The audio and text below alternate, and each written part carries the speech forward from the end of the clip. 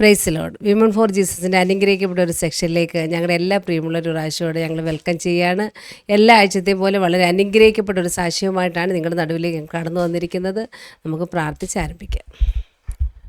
നമുക്ക് ചേർത്ത് പ്രാർത്ഥിക്കാം. പരിശുദ്ധ പിതാവേ, അനുഗ്രഹീതമാകുന്ന ഈ നല്ല സമയത്തിനായി ഞങ്ങൾ അങ്ങ് സ്തുതിക്കുന്നു, വാഴ്ത്തുന്നു. പിന്നെ ഒരു നല്ല ജീവിതാനുഭവങ്ങൾ കേൾക്കുവാൻ ഞങ്ങൾക്ക് നൽകിയ സാവകാശത്തിനായി സ്തോത്രം.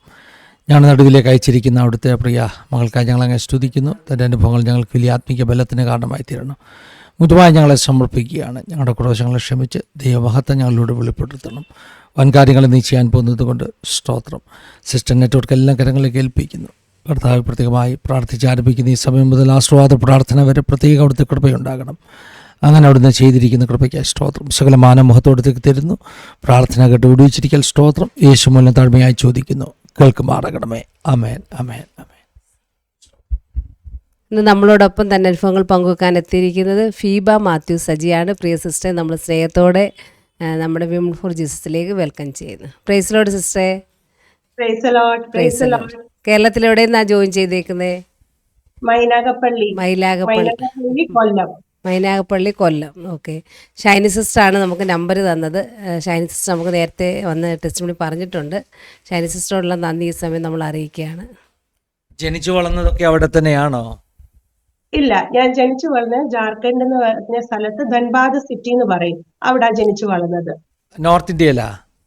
യെസ്, നോർത്ത് ഇന്ത്യയില. നേരത്തെ അത് ഇപ്പൊ ഫസ്റ്റ് അത് ബീഹാർ മാത്രമായിരുന്നു. ഇപ്പൊ അത് 2 സ്റ്റേറ്റിലായിട്ട് മാറിയല്ലോ, ബീഹാറും ജാർഖണ്ഡും. അപ്പൊ ശരിക്കും ബീഹാർ എന്ന് പറയാം നേരത്തെ, ഇപ്പൊ ജാർഖണ്ഡാ. ശരി. അപ്പോൾ ചെറിയ പ്രായമൊക്കെ അല്ലേ നോർത്ത് ഇന്ത്യയിൽ? പേരൻസ് ഒക്കെ അവിടെ ആയിരുന്നായിരിക്കും അല്ലേ? പേരൻസ്, എന്റെ മദറിന് അവിടെ ജോലിയായിരുന്നു. അവിടെ കൽക്കരിയുടെ കമ്പനി ഉണ്ട്, അതിന് പറയുന്നത് ഭാരത് കുക്കിംഗ് കോൾ. അവിടെ ജോലിയായിരുന്നു എന്റെ മദറിന്. ശരി. അപ്പം പിന്നെ വിശ്വാസത്തിന്റെ പശ്ചാത്തലമൊക്കെ എങ്ങനെയായിരുന്നു ചെറിയ പ്രായത്തിലൊക്കെ? ബെന്തക്കോസ്റ്റൽ ഫാമിലിയുടെ. പക്ഷെ അവിടെ നമ്മുടെ ഇത് നമുക്കറിയാമല്ലോ, ആ ഭാഗത്തൊക്കെ നമുക്ക് ഫെലോഷിപ്പ് ഒന്നും അത്ര ഇല്ലായിരുന്നു. പക്ഷെ പേരൻസ് വളർത്തിയ ആ ഒരു ബെന്തക്കോസ് അനുഭവത്തിലൂടെ തന്നെയാണ് വളർത്തിയത്. ശരി, ഓക്കെ. അപ്പോൾ ഒത്തിരി അനുഭവങ്ങൾ പറയാനുണ്ട്. ഹസ്ബൻഡിന്റെ ഒക്കെ വീട് മൈനാഗപ്പള്ളിയാണോ? ഹസ്ബൻഡിന്റെ വീട് മൈനാഗപ്പള്ളിയില. ശരിക്കും അവരുടെ കുടുംബ വീട് തേവലക്കരയാണ്, തേവലക്കരക്കാരാ. പക്ഷെ അവിടെ ഞങ്ങൾ വീട് വെച്ചേക്കുന്നത് മൈനാഗപ്പള്ളിയില. ശരി, അടുത്തടുത്ത സ്ഥലങ്ങളാണെന്ന് തോന്നി ഇതൊക്കെ അല്ലേ? അധികം ദൂരമില്ല. അടുത്തടുത്ത സ്ഥലങ്ങളാണ്. ശരി, ദൈവം സഹായിക്കട്ടെ. അപ്പം ചെറിയ പ്രായം മുതലുള്ള അനുഭവങ്ങൾ പറയാം കേട്ടോ. ഞങ്ങള് വീട്ടിലെ കുടുംബത്തെക്കുറിച്ചൊക്കെ ഒന്ന് പറയാം, വീട്ടിലാരൊക്കെയുണ്ട്, ഈ കാര്യങ്ങളൊക്കെ ഒന്ന് പറയാം. എന്നിട്ട് എല്ലാ അനുഭവങ്ങളും പറയാം. ചെറിയ പ്രായം മുതലുള്ള അനുഭവങ്ങൾ സിസ്റ്ററിന് ഷെയർ ചെയ്യാം. ഓക്കെ. ഞാന് ജനിച്ചു വളർന്നത് പറഞ്ഞതുപോലെ ധൻബാദ് സിറ്റിയിലാണ്. ജനിച്ചതും അവിടെ തന്നെയായിരുന്നു. ഞങ്ങള് വീട്ടില് മമ്മി, പപ്പ, എനിക്കൊരു സിസ്റ്റർ ഉണ്ട്. ഇപ്പൊ അവള് കുടുംബസ്ഥയാണ്. അവിടെ പേര് ഷീബയാണ്. അവള് ബാംഗ്ലൂരിലാണ്. അവരും കുടുംബമായിട്ട് ഭാഗ്യമായിട്ടായാലും മിനിസ്ട്രി വർക്ക് ചെയ്യുവാണ്. അവിടെ ഹസ്ബൻഡ് ഡോക്ടർ M.A. വർഗീസ് പാസ്റ്ററുടെ ചർച്ചിൽ ഇവാഞ്ചലിസ്റ്റ് കൂടാണ്. പിന്നെ വർക്കും ചെയ്യുന്നുണ്ട്. അവളും അതുപോലെ മിനിസ്ട്രി വർക്കിന്റെ ഭാഗമായിട്ട് ചെയ്യുന്ന 2 കുട്ടികളുണ്ട് അവർക്ക്. പിന്നെ വീട്ടില് പപ്പ മമ്മി റിട്ടയർഡായി. അവരിപ്പം മൈനാഗപ്പള്ളി തന്നെ അവര് വീട് വാങ്ങിച്ച് അവിടെ തന്നെ താമസിക്കുകയാണ്. പിന്നെ ഹസ്ബൻഡിന്റെ വീട്ടില് പപ്പ കോവിഡിന്റെ ആ തുടക്കത്തിൽ തന്നെ കർത്തൃ സന്നിധി ചേർക്കപ്പെട്ടു. പിന്നെ മമ്മിയുണ്ട്. പിന്നെ അനിയൻ കുടുംബമായിട്ട് അവർ താമസിക്കുന്ന ബാംഗ്ലൂരിലെ സർജാപൂരിലാണ്. അവർ 2 പേരും വർക്കിംഗ് ആണ്, ITs ആണ്. പിന്നെ അവർക്കൊരു കുഞ്ഞുണ്ട്. മമ്മി ഇപ്പൊ അവരുടെ കൂടാണ്, കുഞ്ഞിനെ നോക്കാനും അതിന്റെ ഒപ്പത്തിലാണ്. പിന്നെ നാത്തൂനുണ്ട്. പുള്ളിക്കാരി കെട്ടിച്ചേക്കുന്ന മുണ്ടിയാപ്പള്ളിയിലാണ്. അവർക്കും 2 കുട്ടികളുണ്ട്. ഒന്ന് PG ചെയ്യുന്നു ക്രൈസ്റ്റ് കോളേജ് ബാംഗ്ലൂരിൽ. ഒന്ന് മോൻ BBA ചെയ്യുന്നു. അങ്ങനെ ഹസ്ബൻഡാ മൂത്തത്. അപ്പൊ ഇപ്പൊ വീട്ടില് ഞങ്ങൾ 2 പേരും മാത്രമേ ഉള്ളൂ. അങ്ങനെ കല്യാണം കഴിച്ച് എന്നെ ഇവിടെ കൊണ്ടുവന്നു. എന്റെ സ്കൂളിംഗ് ഒക്കെ ഞാൻ പഠിച്ചതും എല്ലാം ചെയ്തത്, കോളേജ് അങ്ങനത്തെ ഉള്ള കാര്യങ്ങളെല്ലാം ഞാൻ അവിടെ തന്നെയാണ് ചെയ്തത്. ഞാൻ ബൈ പ്രൊഫഷൻ നേഴ്സായിരുന്നു. പിന്നെ അവിടെ ഞാൻ വർക്ക് ചെയ്തുകൊണ്ടിരിക്കുകയാണ്. പിന്നെ ഞാൻ വിവാഹം ചെയ്ത് നാട്ടിൽ വന്നു. കുറച്ച് ദിവസമേ നാട്ടിൽ വർക്ക് ചെയ്യാൻ പറ്റില്ല. അതിനുശേഷം ഞാൻ പിന്നെ കൽക്കട്ടയിലേക്ക് പോയി. അവിടെ വർക്ക് ചെയ്തുകൊണ്ടിരുന്നപ്പോഴാണ് എൻ്റെ ജീവിതത്തിൽ ചില സാഹചര്യങ്ങളൊക്കെ കടന്നു വന്നത്. പിന്നെ ഞാൻ സ്നാനപ്പെട്ടത് പറന്തൽ ഏജിയിലാണ് ഞാൻ സ്നാനപ്പെട്ടത് നാട്ടില്. അങ്ങനെ അവിടെ സ്നാനപ്പെട്ടു. പിന്നെ അതിനുശേഷം 2002 അല്ല 2002 അതിനുശേഷം ഞങ്ങൾ 2002 കല്യാണം കഴിഞ്ഞത്. ഇപ്പം ഞാൻ കുടുംബമായിട്ട് ഇവിടെ ഞങ്ങൾ താമസിക്കുന്നു. ശരി. അപ്പോൾ നല്ല ജീവിതാനുഭവങ്ങളാണെന്ന് ഞങ്ങൾക്കറിയാം. സിസ്റ്റർ ഷൈനി മോനച്ചൻ അല്ലേ നമുക്ക് ഇൻട്രൊഡ്യൂസ് ചെയ്ത് തന്നത്? ഷൈനി സിസ്റ്ററാണ്. ഷൈനി സിസ്റ്ററെ സാക്ഷ്യം നേരത്തെ നമ്മുടെ ആസാദി ചാനലിൽ വിൻ ഫോർ ജീസസിൽ കൊണ്ടുവന്നിട്ടുണ്ട്. സിസ്റ്ററോടുള്ള നന്ദി പറയുക. തുടർന്നുള്ള സമയങ്ങൾ ഉപയോഗിക്കാം കേട്ടോ. ഇനി അത്യാവശ്യം ഉണ്ടെങ്കിലേ ഞങ്ങൾ ഇടയ്ക്ക് ചോദ്യങ്ങൾ ചോദിക്കത്തുള്ളൂ. സിസ്റ്ററിനെ കണ്ടിന്യൂ ചെയ്യാം. ഓക്കെ. എനിക്ക് ആസാദി ചാനലിൽ ഇങ്ങനെ ഒരു അവസരം, എൻ്റെ ഫസ്റ്റ് ഓഫ് ഓൾ കർത്താവിന് മഹത്വം. First of all thank you Jesus, എനിക്ക് ഇങ്ങനെ ഒരു അവസരം തന്നെ. ബിക്കോസ് ഞാൻ ഫ്രീക്വൻ്റ്ലി ഞാനൊരു സബ്സ്ക്രൈബറാണ്. ആസാദി ചാനലിൻ്റെ എല്ലാം ഞാൻ മിക്കവാറും ഉള്ള എല്ലാം കാണും. പിന്നെ പാഠഭേദം അങ്ങനെ വലിയൊരു ചാനലിലെ അത് ഞാൻ കാണാറുണ്ട്. യെസ്, അത് ഞാൻ കാണാറുണ്ട്. പിന്നെ ഇങ്ങനെ ഒത്തിരി പേരുടെ അനുഭവങ്ങൾ, സാക്ഷ്യം, അത് എൻ്റെ ലൈഫിൽ ഒത്തിരി സ്ട്രെങ്തനിങ് ചെയ്യുന്നതാണ്. നമ്മൾ മനുഷ്യരല്ലേ, നമ്മൾ പലപ്പോഴും ഡൗൺ ആവും. പക്ഷെ ആ സമയത്ത് നമ്മൾ ഈ ടെസ്റ്റിമണീസാ നമ്മളെ കുറച്ചുകൂടെ ഫൈറ്റ് ചെയ്യാനായിട്ടുള്ള, നിൽക്കാനുള്ള കൃപ തരുന്നത്. അതിന് പാസ്റ്ററിനും സിസ്റ്ററിനും നന്ദി. ഇങ്ങനെ ഒരു ദൈവത്തിന്റെ ആ ഒരു കാഴ്ചപ്പാട് കർത്താവ് തന്നു, ഇങ്ങനെ തുറക്കാം. ബിക്കോസ് നമ്മൾ എല്ലായിടത്തും കണക്ട് ചെയ്യാൻ പറ്റത്തില്ല. എല്ലാ വീടുകളെയും ഇന്നത്തെ സാഹചര്യം അതല്ല. പക്ഷെ കർത്താവ് നിങ്ങൾക്ക് രണ്ടുപേർക്കും ആ ഒരു ദൈവിക ആലോചന പ്രകാരം ഇങ്ങനെ ഒരു കണക്ഷൻ, ഇതാവുമ്പോൾ ഹോൾ വേൾഡിൽ നമുക്ക് കണക്ട് ചെയ്യാൻ പറ്റും. അതിന് നന്ദി, സ്തോത്രം. ഷൈനി മാമയെ പ്രത്യേകം ഓർത്ത് ഞാൻ ഈ സമയത്ത് ഓർത്ത് താങ്ക്സ് പറയുന്നു. പ്രത്യേകിച്ച് പുള്ളിക്കാരി എനിക്ക് ഇങ്ങനെ ഒരു അവസരം, ഇങ്ങനെ ഒരു കണക്ഷൻ കർത്താവ് ദാസിലൂടെ ഒരുക്കി തന്നു. ഞങ്ങൾക്ക് വളരെ പഴയ പരിചയമാണ്. ഞങ്ങൾ ഗൾഫിലായിരുന്നപ്പോൾ ഞങ്ങള് ഒരേ ചർച്ചിലായിരുന്നു ഞങ്ങൾ കൂട്ടായ്മ കൂടിക്കൊണ്ടിരുന്നത്. ദാസി ഇപ്പോഴും ഓർത്ത് ഞാൻ പ്രാർത്ഥിക്കുന്നു. പ്രത്യേകിച്ച് നല്ല ഒരു പ്രാർത്ഥിക്കുന്ന ഒരു സിസ്റ്ററാണ്. അങ്ങനെ ഞാന് 2002 എന്റെ വിവാഹം കഴിഞ്ഞു. 2000 വിവാഹം കഴിഞ്ഞിട്ട് 2003 ഞാൻ കാൽക്കട്ടയിൽ വർക്ക് ചെയ്യാനായിട്ട് പോയി. അവിടെ as A general nurse park ഹോസ്പിറ്റലിൽ ജോലി ചെയ്തുകൊണ്ടിരിക്കുകയായിരുന്നു.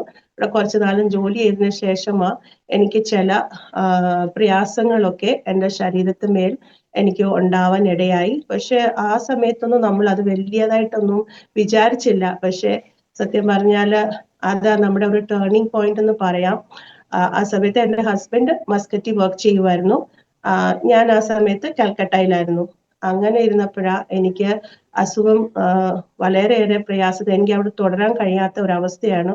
അങ്ങനെ എൻ്റെ പേരൻസ് വന്ന് എന്നെ അവിടെ ധൻബാദിലേക്ക് തിരിച്ചു കൊണ്ടുപോയിട്ട് അവിടെ കുറേ ദിവസം ട്രീറ്റ്മെന്റിലായിരുന്നു. അപ്പൊ അവർ ആദ്യം ഡിറ്റക്ട് ചെയ്ത ന്യൂമോണിയ ആയിരുന്നു അവർ ഡിറ്റക്ട് ചെയ്തത്. അങ്ങനെ ന്യൂമോണിയ ആണ് അവർ ഡിറ്റക്ട് ചെയ്തപ്പോ അവർ അപ്പൊ എന്റെ ട്രീറ്റ്മെന്റ് നടന്നുകൊണ്ടിരുന്ന ആക്ച്വലി ഞാൻ പഠിച്ച ഹോസ്പിറ്റലിൽ തന്നെയായിരുന്നു. ഞാൻ നേഴ്സാന്ന് പറഞ്ഞില്ലേ, ഞാൻ അവിടെ തന്നെയായിരുന്നു പഠിച്ചത്. അപ്പൊ എന്നെ ഏകദേശം എല്ലാ ഡോക്ടേഴ്സും എനിക്കറിയാം.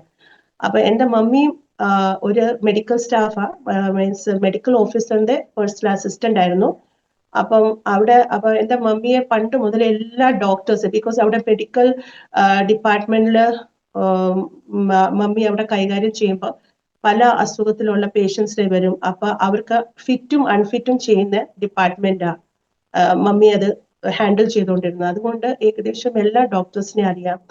അപ്പൊ അങ്ങനെ എന്നെ ഫിസിഷ്യൻ ഒരു ഡോക്ടർ ആദ്യം കണ്ടിട്ട് പറഞ്ഞു, ഫീബയ്ക്ക് ഒത്തിരി ന്യൂമോണിയ കൂടിയിട്ടുണ്ട്. അപ്പം അങ്ങനെ ഫീബയെ ഇത് അഡ്മിറ്റ് ആവണം. അങ്ങനെ അഡ്മിറ്റ് ആയി. പക്ഷെ അവർ പല ഡയഗ്നോസിസ് ചെയ്തുകൊണ്ടിരിക്കുമ്പോഴും എൻ്റെ ആക്ച്വലി അസുഖത്ത് വേഴ്സ് ആയിക്കൊണ്ടിരിക്കുക. അങ്ങനെ ഏകദേശം ഞാൻ 1 മാസത്തോളം അവിടെ ഹോസ്പിറ്റലിൽ അഡ്മിറ്റ് ആയിരുന്നു. പിന്നെ പല സെക്ഷനിലെ ഡോക്ടേഴ്സ് വന്ന് എന്നെ കാണുന്നുണ്ട്. അപ്പോഴത്തേന് എൻ്റെ ബോഡിയിലെ പല ഓർഗൻസ് പെതുക്കെ അതിന്റെ ഷട്ട് ഡൗൺ ആവുന്ന രീതിയിലേക്ക് പോയിക്കൊണ്ടിരിക്കുക. അപ്പോഴത്തേന് എൻ്റെ വെയിറ്റ് ലോസ് ആവാൻ തുടങ്ങി. പിന്നെ അപ്പൊ എന്നെ ഓർത്തോ ഡോക്ടേഴ്സ് വന്നു. അവർ CT സ്കാൻ ഒരു 1 hour ഒക്കെ ചെയ്തപ്പോഴാ അവർ കണ്ടുപിടിച്ചെന്ന് പറഞ്ഞാൽ എൻ്റെ സ്പൈനിൻ്റെ L5-ഉം S1-ഉം കംപ്ലീറ്റ്ലി പൊടിഞ്ഞു പോയി. അത് പൊടിഞ്ഞു പോയിട്ട് അവിടുന്ന് പസ് കളക്ഷൻ പുറത്തോട്ട് വരിക. അതെന്റെ മൊത്തത്തിൽ വയറ്റില് മൾട്ടിപ്പിൾ പസ് കളക്ഷൻസ്, എൻ്റെ വയറ് മൊത്തത്തിൽ അത് കളക്ഷൻ ചെയ്ത് കിടക്കുക. അപ്പൊ ഡോക്ടർ തന്നെ അത് ഭയങ്കര ക്രിട്ടിക്കൽ സ്റ്റേജിലേക്ക് കടന്നു പോയിക്കൊണ്ടിരിക്കുക.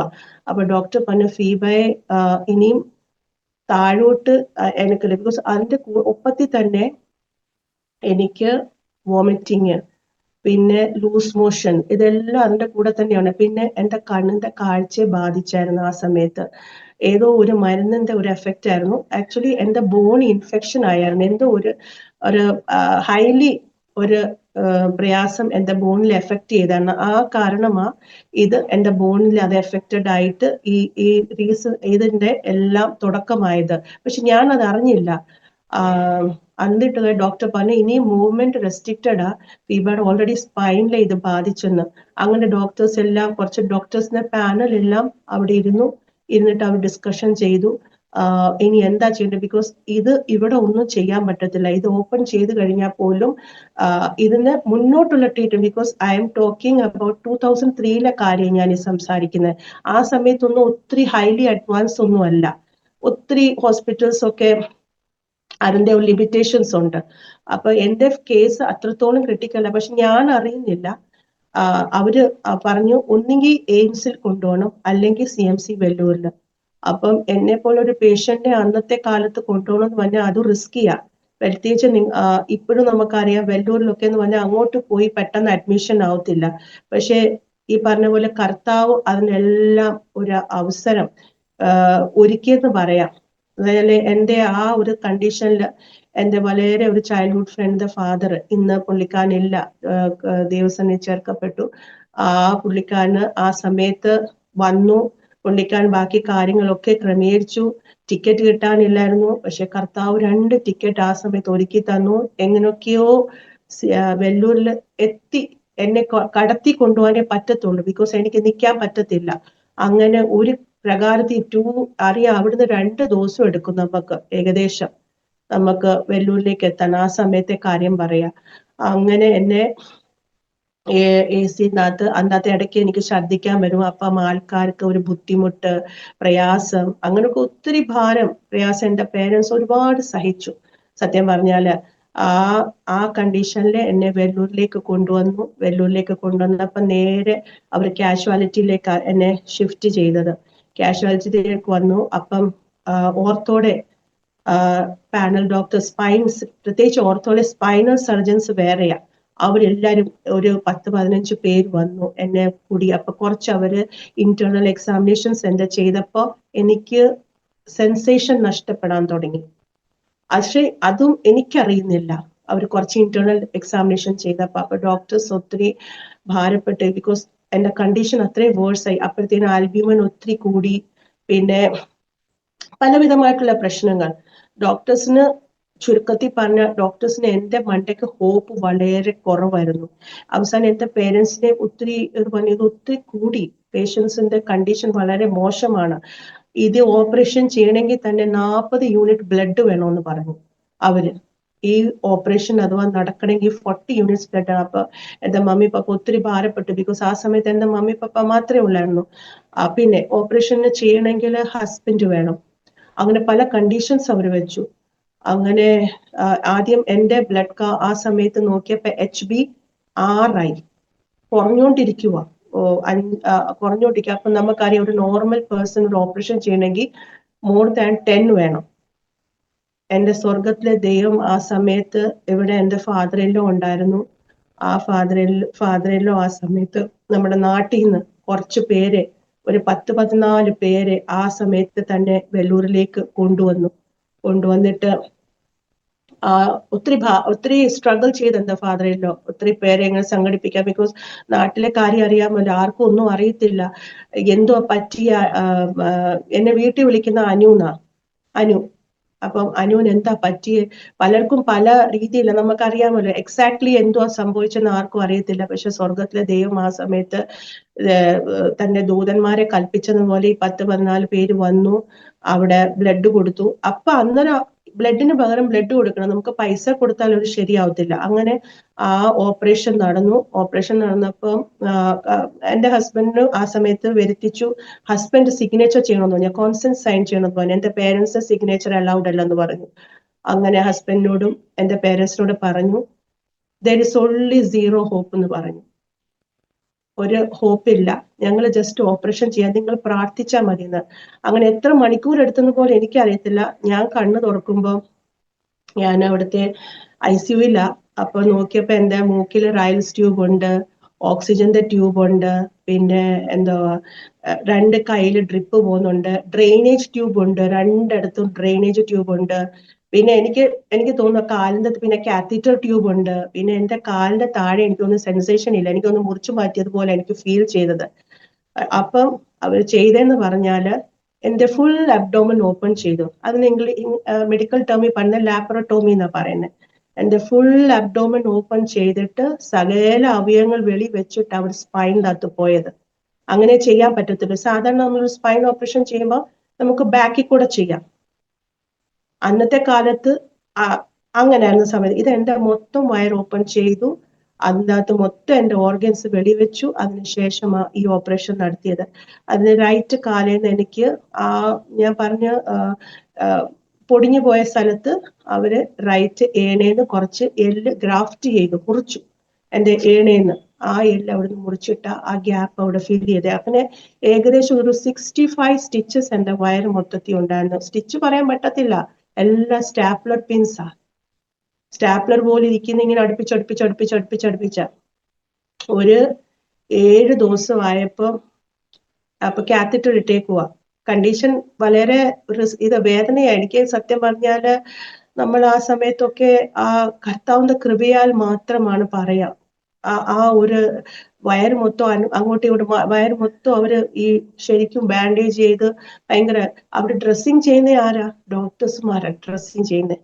ഇവര് ഓരോ ദിവസവും ഇങ്ങനെ വരുമ്പോ എന്റെ മനസ്സ് സത്യം പറഞ്ഞ കരയാൻ പറ്റും. നേഴ്സുമാരെങ്കിൽ നമുക്ക് പറയാം വേദന എടുക്കുവാന്ന്, ഡോക്ടേഴ്സുമാർ പറയുമ്പോൾ നമ്മൾ വേദന എടുത്താലും നമ്മള് ഇത് പറയും. പിന്നെ എനിക്ക് ഫുഡൊന്നും ഞാൻ അങ്ങനെ എടുക്കത്തില്ലായിരുന്നു. അപ്പൊ അവരുടെ ഡയറ്റ് ഭയങ്കരമായിട്ട്, ബിക്കോസ് ഞാൻ ശാരീരികമായി ഒത്തിരി മോശം നിലയിലായിരുന്നു. അപ്പൊ അവര് ഒരു ഡയറ്റ് പറഞ്ഞിട്ടുണ്ട്, ആ ഡയറ്റ് ഒന്നും എടുക്കാൻ എനിക്ക് ഭയങ്കര പേസ്, ബിക്കോസ് വൊമിറ്റ് ചെയ്യുക. മുട്ടയൊക്കെ നന്നായിട്ട് കഴിക്കണമെന്ന് പറഞ്ഞു. അവസാനം ഡോക്ടർ ദേഷ്യം വരുമ്പോൾ പറയും, ജീവിതകാലം മൊത്തം ഈ ബെഡിൽ കിടക്കാനാന്ന്, എനിക്ക് ഞങ്ങൾക്ക് അടുത്ത പേഷ്യന്റ് കൊടുക്കണ്ടേ. അങ്ങനൊക്കെ പറയുമ്പോൾ പിന്നെ നമുക്ക് ഭയങ്കര പ്രയാസം ഒക്കെ തോന്നും.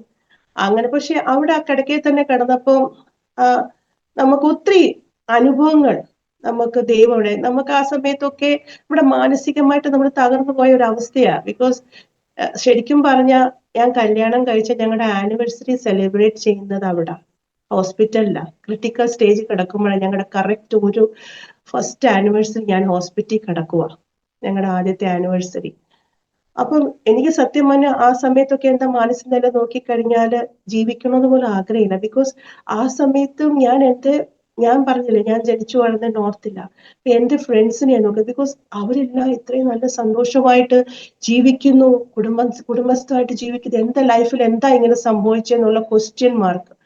പക്ഷെ അന്നേരം ഒന്നും ആ കർത്താവിന്റെ കരുതൽ, ആ സ്നേഹം നമുക്ക് അറിയാൻ പറ്റിയില്ല. പക്ഷെ എന്റെ സ്വർഗത്തിലെ ദൈവം, എന്റെ ഫസ്റ്റ് എനിക്ക് ഡെലിവറൻസ് എന്ന് പറഞ്ഞ എന്നെ ഓപ്പറേഷൻ തിയേറ്ററിൽ കൊണ്ടുപോകുമ്പോഴും എനിക്കറിയത്തില്ല ഞാൻ പുറത്തു വന്നെ. കർത്താവ് ഓൾറെഡി അതൊരു അത്ഭുതം അതിനകത്തോട് ചെയ്തു കഴിഞ്ഞു.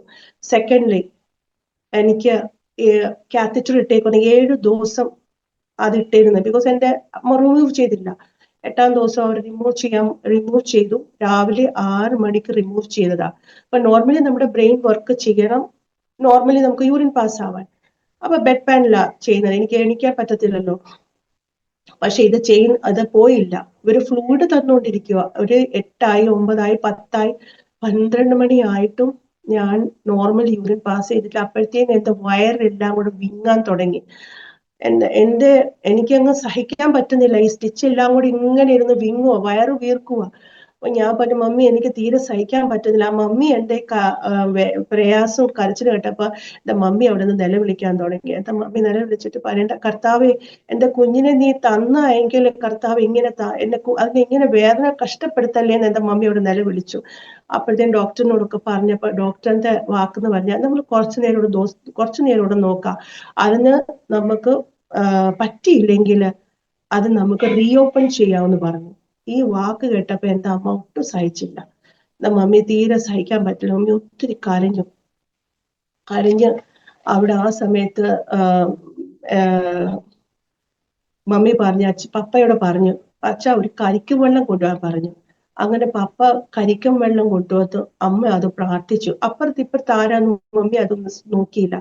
പ്രാർത്ഥിച്ചിട്ട് പറഞ്ഞു, മോളെ നീ ഇത് കുടിക്കാൻ പറഞ്ഞു. അങ്ങനെ കുടിച്ചപ്പോ ബെഡ് പാൻ കവിഞ്ഞ് ഏകദേശം 1 മണി 2 മണിയായി കവിഞ്ഞ് യൂറിൻ പാസിന്. അവിടെ ദൈവത്തിന്റെ ഒരു അത്ഭുതം കാണാനിടയായി. അല്ലെങ്കിൽ അന്ന് പാസ് ചെയ്തില്ലായിരുന്നെങ്കിൽ ഇവരെന്നെ റീഓപ്പൺ ചെയ്തിന്. അപ്പൊ ഇത്രയും സർജറി റീഓപ്പൺ എന്ന് പറഞ്ഞാല് എനിക്കത് ഇപ്പൊ ആലോചിക്കുമ്പോ എനിക്ക് എക്സ്പ്രസ് ചെയ്യാൻ പോലും പറ്റത്തില്ല. അങ്ങനെ കർത്താവിന്റെ വിടുതലിന്റെ കാര്യം അവിടെ കണ്ടു.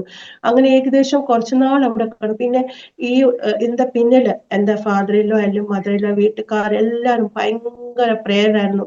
പിന്നെ അനേക ചർച്ചസ്, അത് ഇനിയും നമ്മുടെ ബെന്തക്കോസ്റ്റ് ചർച്ച് മാത്രമല്ല, മാർത്തോമയായാലും CSI ആയാലും എല്ലാരും ഒന്നടക്കം വിട്ട് എനിക്ക് വേണ്ടി പ്രാർത്ഥിച്ചു. അല്ലാതെ എന്റെ ക്വാളിറ്റീസ് ഞാൻ ഒരിക്കലും പറയത്തില്ല. എന്റെ കർത്താവ് എന്നെ അമ്മയുടെ ഉദരത്തിൽ ഉരുവായി അതിന് മുന്നേ എന്നെ യേശുപ്പച്ചൻ എന്നെ കണ്ടു. അതുകൊണ്ട് എന്റെ ആയുസ് എന്റെ കർത്താവ് അത് മടക്കി തന്നു. അത് കഴിഞ്ഞിട്ട് ഞാനൊരു 2-3 months ഒക്കെ ഞങ്ങൾ ഫോളോ അപ്പിന് ഇങ്ങനെ വന്നും പോയി നിൽക്കുവായിരുന്നു. അങ്ങനെ ഒരു ഫോളോ അപ്പിന് വന്നപ്പം അത് ദൈവത്തിന്റെ അടുത്ത ഒരു ഡെലിവറൻസിന്റെ കാര്യം. അവര് എപ്പോഴും സ്കാനിങ് ചെയ്യും, അൾട്രാസൗണ്ട് ചെയ്യും.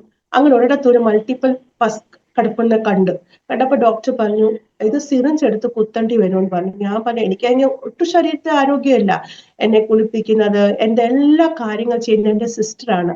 അല്ലെങ്കിൽ ഞാൻ പണ്ടൊക്കെ പറയുന്നത്, മമ്മി ഞങ്ങൾക്കൊരു ബ്രദർ ഉണ്ടെങ്കിൽ എത്ര നല്ലതായിരുന്നു.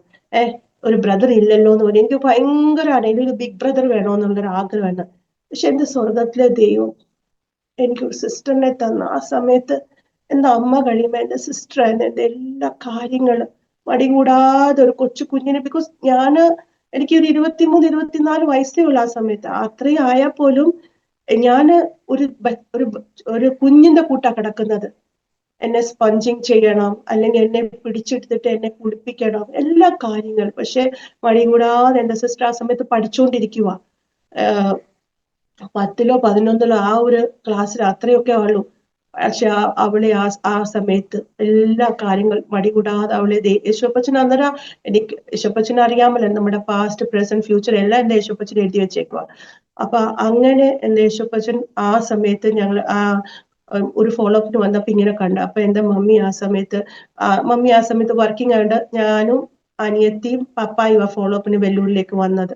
അപ്പൊ ഈ വിഷയം വെച്ച് പറഞ്ഞപ്പോ മമ്മി ഡോക്ടർ ദിനകരന്റെ പ്രേയർ ടവർ ഉണ്ട് തിരുവനന്തപുരത്ത്, അങ്ങനെ ഫോൺ വിളിച്ച് പ്രാർത്ഥിക്കാൻ പറഞ്ഞു. ആ സിസ്റ്റർ 1 മണിക്കൂർ പ്രാർത്ഥിച്ചു. അത് കഴിഞ്ഞിട്ട് പിറ്റേ ദിവസം ഈ വിഷയം വെച്ച് പ്രാർത്ഥിച്ചു. ശക്തമായ ഒരു ഡെലിവറൻസ് ആണ് കിട്ടിയത്. പിറ്റേ ദിവസം പോയപ്പോ ഡോക്ടർ പറഞ്ഞു, വേണ്ട, മരുന്ന് കഴിച്ചാൽ മതി, തന്നെ അങ്ങ് ഡിസോൾവ് ആയി പോകുന്നു. എന്റെ സ്വർഗത്തിലെ ദൈവം അന്നാണ് വലിയൊരു അത്ഭുതം അവിടെയും ചെയ്തു.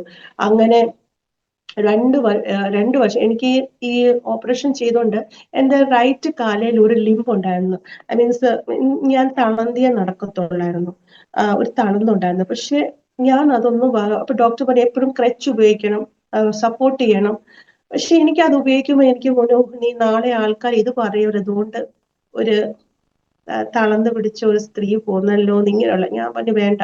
ഞാൻ അന്നേരവും അത് പിടിക്കാതെ ഞാൻ ഭിത്തിയെ പിടിച്ചു നടക്കുമായിരുന്നു. അങ്ങനെ ഏകദേശം 2 years ഞാൻ ശരിക്കും ഒരു ബെഡ് റിഡനും പിന്നെ റിക്കവറിങ് സ്റ്റേജ് ആയിരുന്നു. അതിനുശേഷം ഞാൻ നാട്ടിൽ പോയിരുന്നു. പിന്നെ ഞാൻ ആ ഒരു പെയിൻ വെച്ച് തന്നെ ഞാൻ സ്ട്രെയിറ്റ് കിടക്കത്തില്ലായിരുന്നു, പേടിയായിരുന്നു.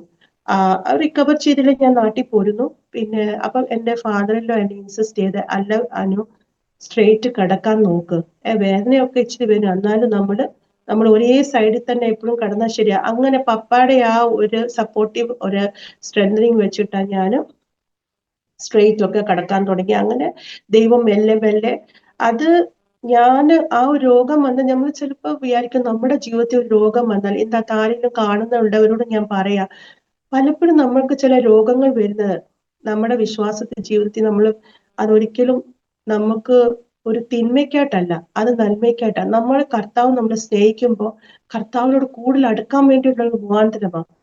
അത് മറ്റുള്ളവരുടെ മുമ്പിൽ ഒരു ജീവനുള്ള സാക്ഷിയായി നിൽക്കാൻ കർത്താവ് തരുന്ന അവസരങ്ങളാണ്. അങ്ങനെ ദൈവം അതിൽ നിന്നൊരു ഞാൻ അതിനുശേഷം ഒത്തിരി യാത്രകളൊക്കെ ചെയ്തിട്ടുണ്ട്. ദൈവസാക്ഷി ഞാൻ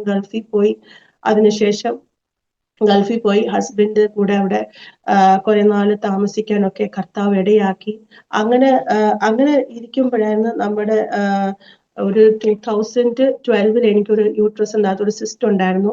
അത് ഹിസ്ട്രോസ്കോപ്പി വഴി ഞാൻ നാട്ടിൽ വന്നിട്ട് അതെടുത്തു. അതിനുശേഷം 2013 ഞങ്ങൾക്ക് കുട്ടികളില്ല. അങ്ങനെ ഒത്തിരി ദിവസം പ്രാർത്ഥിച്ചു, കരഞ്ഞു. അങ്ങനെ 2013 ഞങ്ങൾക്കൊരു ഗൾഫിൽ വെച്ച് തന്നെ ഒരു ബേബി ആയി. പക്ഷെ അതൊരു 4 months കംപ്ലീറ്റ് ആവുന്ന മുമ്പേ എൻ്റെ ഹാർട്ട് ബീറ്റ് നിന്നു. പക്ഷെ എന്റെ സ്വർഗത്തിലെ ദൈവം മുന്നേ തന്നെ എന്നെ ദർശനത്തിലൂടെ കാണിച്ചു, എന്റെ കുട്ടി I am going to take your baby. എന്റെ കർത്താവ് ദർശനത്തിൽ അത് കാണിച്ചു. So be prepared.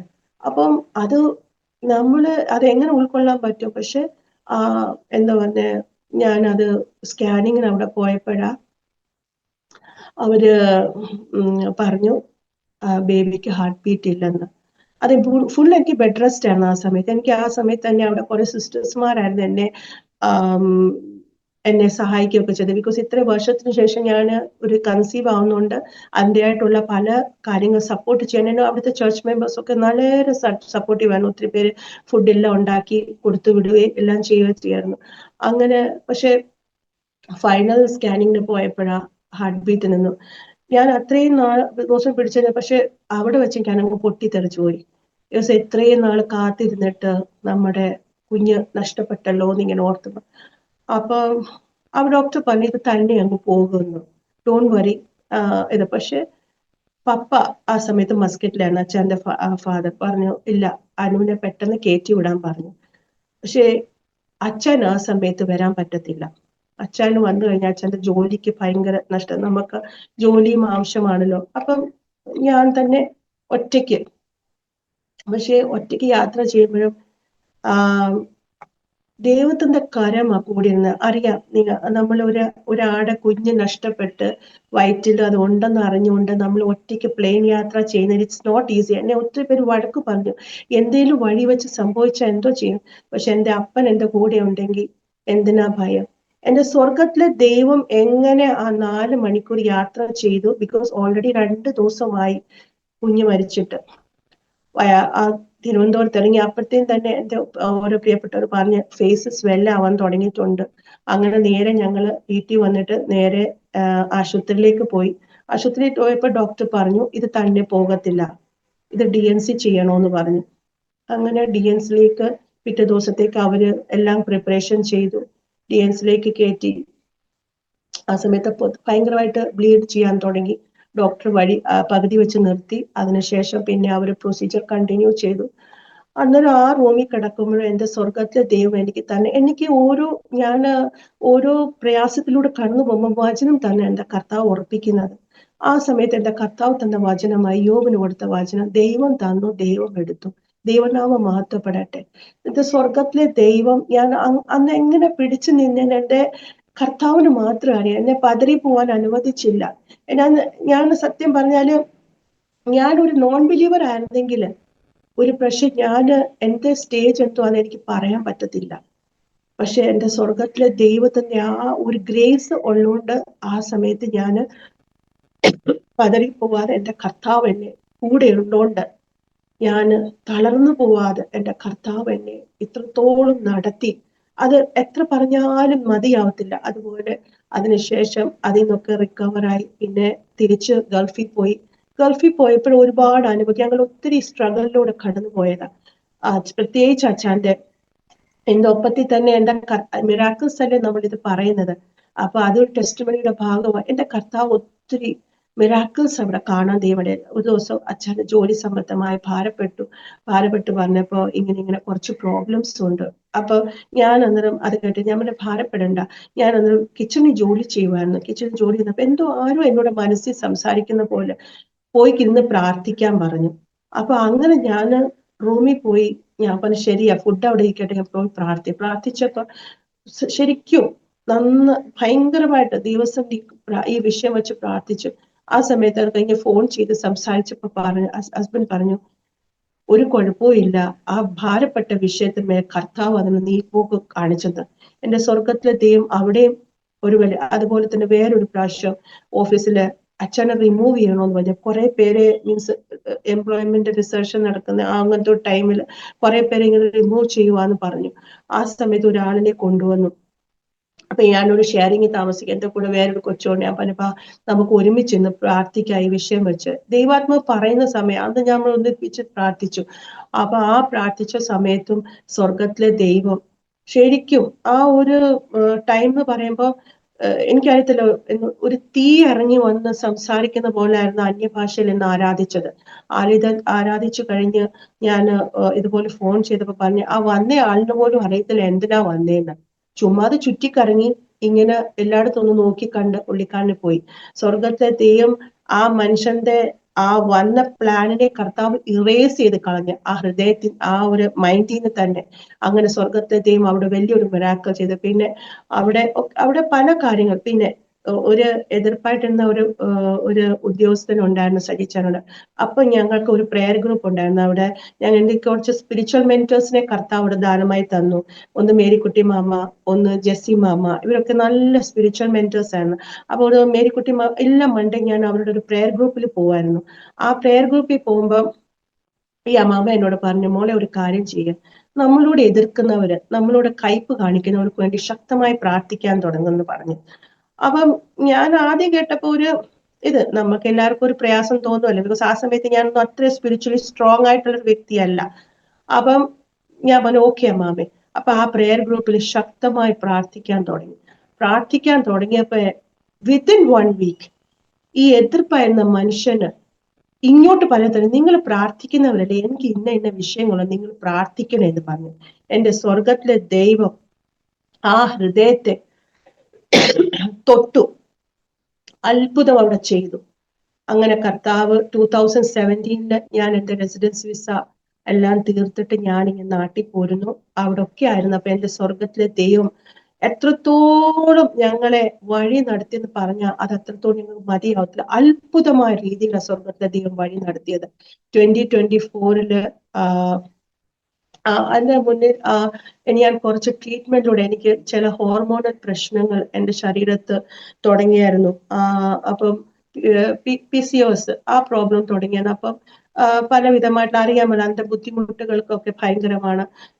പിന്നെ ഞാൻ ശരിക്കും വണ്ണം വെക്കാനും തുടങ്ങി. പിന്നെ അതിനായിട്ടുള്ള ബോഡിയിൽ ചില മാസങ്ങൾ ചില ബുദ്ധിമുട്ടുകളൊക്കെ നമ്മളെ പ്രശ്നങ്ങൾ നേരിടേണ്ടി വരുന്ന ഒരു അവസ്ഥയായിരുന്നു.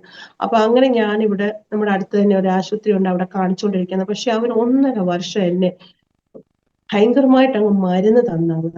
ഇത് നമുക്ക് നിൽക്കാന് വരാന് ഒരു പ്രോപ്പർ. അപ്പൊ ഇവരുടെ മെയിൻ പർപ്പസ് എന്ന് പറഞ്ഞാൽ, എനിക്ക് കുട്ടികളില്ലല്ലോ, അപ്പൊ ഇവർ ആഗ്രഹിക്കുന്നില്ല എന്റെ യൂട്രസ് റിമൂവ് ചെയ്യുവാൻ.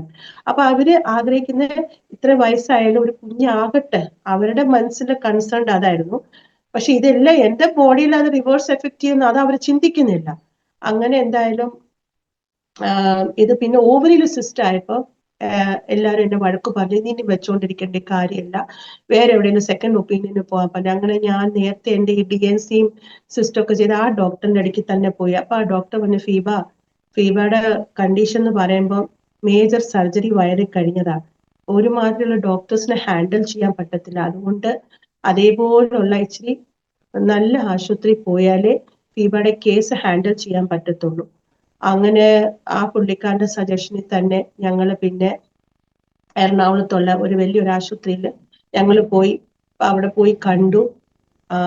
അപ്പൊ ആ ഡോക്ടർ എന്നെ ഇത് ചെയ്ത് എല്ലാ എക്സാമിനൊക്കെ ചെയ്തപ്പോ അപ്പൊ തന്നെ പാപ്സ്മിയറും എല്ലാ കാര്യങ്ങളൊക്കെ പെട്ടെന്ന് ഓരോ കാര്യങ്ങൾ ചെയ്യാൻ തുടങ്ങി. അപ്പം ആ സമയത്ത് തന്നെ എനിക്ക് ഹരണിയ ഉണ്ടായിരുന്നു, ഹരണിയ. അപ്പൊ വയറ്റില്. അപ്പം ഡോക്ടർ പറഞ്ഞ സർജനെ കാണണം. അപ്പൊ ഇതെല്ലാം സർജറീസ് എല്ലാം അവരെല്ലാം ഓക്കെ ആയി. പക്ഷെ നമ്മളായിരുന്നു നമ്മള് നോർമൽ ഫിറ്റ്നസിന് വേണ്ടി പോവല്ലേ. പക്ഷെ അടുത്തൊരു തീച്ചുള്ളിലൂടെ ഒരു കടന്നു പോകാനായിട്ടുള്ള ഒരു സ്റ്റെപ്പുകളായിരുന്നു. നമ്മള് വളരെ നോർമലി കാഷ്വലി എല്ലാം പോവല്ലേ. അപ്പം ഫിറ്റ്നസിന് വേണ്ടി നമ്മൾ ഓരോ ഘട്ടത്തിലൂടെ എല്ലാം കടന്നു പോയപ്പോ അവരെ അനസ്തേഷ്യ ഡോക്ടർ എന്റെ ലങ്സിനകത്ത് ഒന്ന് സ്റ്റെത്തോസ്കോപ്പ് വെച്ച് നോക്കിയപ്പോ ഒരു വീസിങ് സൗണ്ട് കേൾക്കുന്നുണ്ടല്ലോ ഫീബ, ഇത് കേൾക്കുമ്പോൾ ഞങ്ങൾക്ക് ഫിറ്റ്നസ് തരാൻ പറ്റത്തില്ലെന്ന് പറഞ്ഞു. അപ്പൊ അന്നേരം പറഞ്ഞ് നമുക്ക് പൾമനോളജിസ്റ്റിനെ ഒന്ന് കാണാൻ റെഫർ ചെയ്യാമെന്ന് പറഞ്ഞു. അങ്ങനെ നമ്മൾ ഓക്കെ. അപ്പൊ ആ സമയത്ത് ചുമയില്ല, പനിയില്ല, ഒന്നുമില്ല, ആസ് യൂഷ്വൽ നോർമൽ. അങ്ങനെ ഇവിടെ പോയപ്പോൾ ഡോക്ടർ പറഞ്ഞു ഫീബ ഒരു വീസിങ് സൗണ്ട് കേൾക്കുന്നുണ്ട്, ഒരു എക്സ്റേ എടുക്കണമെന്ന് പറഞ്ഞു. ഞാൻ പറഞ്ഞു ഓക്കെ. പോയി എക്സ്റേ എടുത്തു. എക്സ്റേ എടുത്തപ്പോൾ അവർക്കൊരു എന്റെ ലെഫ്റ്റ് ലെൻസിൽ ഒരു വൈറ്റ് സ്പോട്ട് കണ്ടു.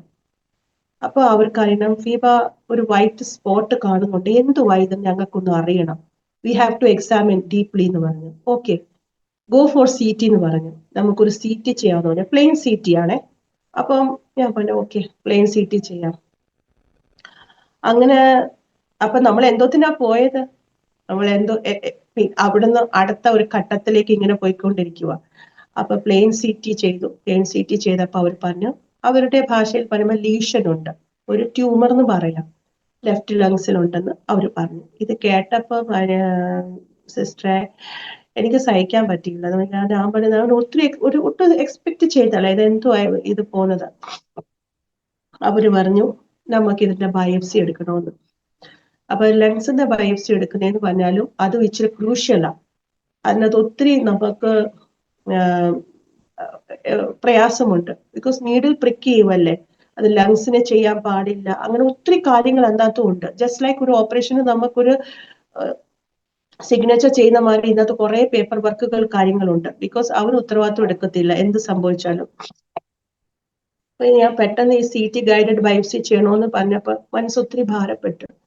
ഞാന് അന്ന് രാത്രിയിൽ തലേദിവസമേ എന്നെ അഡ്മിറ്റ് ചെയ്തു. അന്ന് രാത്രി ഒത്തിരി കർത്താവിന്റെ സന്നിധി കരഞ്ഞ് ശരിക്കും ഊരിരൂൽ താഴ്വര നടന്നു പോകുന്ന ഒരു അവസ്ഥയാണ്. 121 സങ്കീർത്തനം, 23 സങ്കീർത്തനം ഒക്കെ എന്റെ കർത്താവ് അന്ന് രാത്രിയിൽ എന്നെ കാണാതെ അവിടെ പഠിപ്പിച്ചു. മലയാളത്തില് എനിക്ക് മലയാളം അത്രയും ഇതല്ല, അതുകൊണ്ട് മലയാളത്തിൽ ഒന്ന് പഠിച്ചു. പക്ഷെ അതൊക്കെ വേഴ്സസ് ഇല്ലേ എന്നെ ഒത്തിരി സ്ട്രെങ്ത് ചെയ്യുന്നത്. ഞാൻ ഒരു നാളും നിന്നെ കൈവിടത്തില്ല, ഞാൻ എന്നെ ഉപേക്ഷിക്കത്തില്ല. ഈ വചനങ്ങളൊക്കെ എന്നെ ഒത്തിരി സ്ട്രെങ്തനിങ് ചെയ്യുന്നു. പിറ്റേ ദിവസം അവരെന്നെ ബയോപ്സിക്ക് കൊണ്ടുപോയപ്പോഴും ഞാന് അവരെന്നെ കടത്തിയപ്പോ ഞാൻ ഫുള്ളി അവരെ ഒരു 10 മിനിറ്റിന്റെ പ്രൊസീജിയർ കണ്ട 10-15 മിനിറ്റിനേ ഉള്ളൂ. അപ്പം അന്നേരവും ഞാന് അവര് അതിനുള്ള പ്രൊസീജിയർ സ്റ്റാർട്ട് ചെയ്തപ്പം എനിക്ക് ഫീൽ ചെയ്യുക ഞാനൊരു എന്തോ ഒരു റോസാപ്പൂവിന്റെ ഗാർഡൻ്റെ അകത്താണ്. ഞാൻ അങ്ങനെ ഹാലൂസിനേഷൻ ആണോ മയക്കത്തിലാണോ ഒന്നും മനസ്സിലാവുന്നില്ല. ഞാൻ ഇങ്ങനെ ഓടുക, അല്ല കൊച്ചു കുട്ടിയുടെ കൂട്ട് ഈ മയക്കത്തിലായിരിക്കും ഒരു പക്ഷെ ഞാൻ പറയാം, അല്ലെങ്കിൽ സ്വർഗത്തെ അപ്പച്ചനും കുറച്ചു നേരത്തേക്ക് നമ്മുടെ അങ്ങനെ ഒരു സ്ഥലത്ത് കൊണ്ടുപോയതായിരിക്കും എന്റെ പേടി മാറ്റാൻ. എനിക്ക് അതും ഇപ്പോഴും ഒരു മിസ്റ്ററിയാ സത്യം പറഞ്ഞാല്.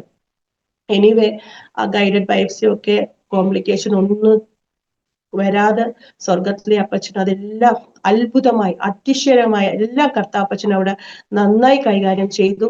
പിന്നെ ആ സമയത്ത് എന്നെ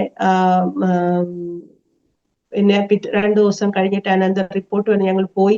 റിപ്പോർട്ട് വന്നപ്പോ ഒക്കെ അവിടെ എല്ലാ കാര്യങ്ങൾ നെഗറ്റീവ് ആയിരുന്നു. അങ്ങനെ എന്റെ 3 ഓപ്പറേഷൻ ഒരുമിച്ച് ആ സമയത്ത് ചെയ്തു. 3 ഓപ്പറേഷൻ പറയുമ്പോൾ എന്റെ ഹിസ്റ്റെക്ടോമി, യൂട്രസ്, ഓവറി, ഫെലോപ്പിൻ എല്ലാം റിമൂവ് ചെയ്തു.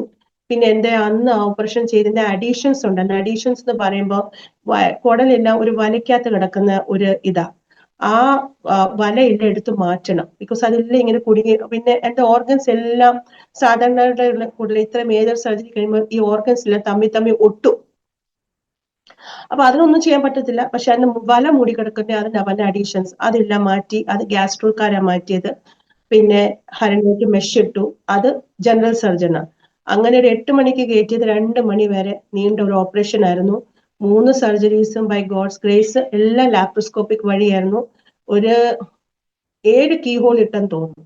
മൊത്തത്തിൽ വയറ്റിനകത്ത് 7 കീ ഹോൾ ഇട്ടു. ബിക്കോസ് അവർക്ക് എന്നിട്ടും അവർ എന്നോട് പേപ്പർ സൈൻ ചെയ്തു.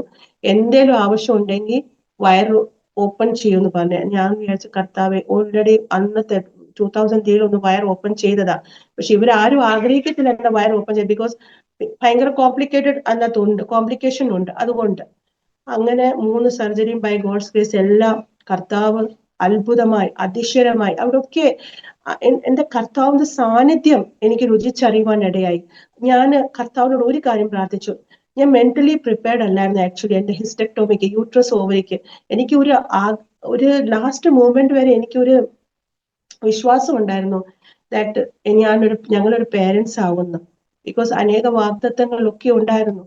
അപ്പം ആ പേരന്റ് ആവും എന്നുള്ളത്. പക്ഷെ കർത്താവ് പറഞ്ഞു ഓക്കെ, ഞാൻ ആ കർത്താവിൽ പോയി. പക്ഷെ ഞാൻ ദൈവത്തോട് ഒരു കാര്യം പ്രാർത്ഥിച്ചു. ഓക്കെ കർത്താവ്, ഐ ആം റെഡി, ഞാൻ റെഡിയായി ഓപ്പറേഷൻ. പക്ഷേ എന്നെ തന്റെ ഉള്ളം കയ്യിൽ വഹിക്കണം. എനിക്ക് നല്ല ബെസ്റ്റ് ഡോക്ടേഴ്സിനെ പ്രൊവൈഡ് ചെയ്യണം. എനിക്ക് നല്ല അനസ്തേഷ്യസ്റ്റിനെ തരണം. എനിക്ക് നല്ല നേഴ്സിംഗ് കെയർ തരണം. എനിക്ക് ഒന്നിനും ഒരു കുറവ് വരുത്തല്ലേ കർത്താവെ. ഞാൻ യേശുപ്പച്ചോട് പ്രാർത്ഥിച്ചു. ഒരു കൊച്ചു കുഞ്ഞ് പ്രാർത്ഥിക്കുന്ന പോലെ എന്റെ അപ്പനോട് ഞാൻ പ്രാർത്ഥിച്ചു. ഇനി എന്റെ സർജറി ചെയ്യുന്ന ഡോക്ടേഴ്സ് അല്ല, എന്റെ അപ്പൻ സർജറി ചെയ്യും. ഞാൻ ആ ഒരു വിശ്വാസത്തോടെ ഞാൻ ആ സർജറിയിലൂടെ എല്ലാം കടന്നു പോയത്. പിന്നെ ഈ സർജറി എല്ലാം ചെയ്യുന്ന ജനറൽ അനസ്തേഷ്യ. എനിക്ക് സ്പൈൻ തരാൻ പറ്റത്തില്ല. എനിക്ക് സ്പൈനൽ സർജറി ചെയ്തുകൊണ്ട് എനിക്ക് സ്പൈൻ അനസ്തേഷ്യ ഒന്നും ചെയ്യാൻ പറ്റത്തില്ല. എല്ലാം ജനറൽ അനസ്തേഷ്യ. പക്ഷെ സ്വർഗത്തിലെ ദൈവം ഒക്കെ അവിടെ ഈ സർജറി ഫേസ് ചെയ്യാനുള്ള കൃപ എന്റെ കർത്താവ് തന്നു. അങ്ങനെ ആ സർജറി എല്ലാം ദൈവം സർജറി റിക്കവർ ആയി.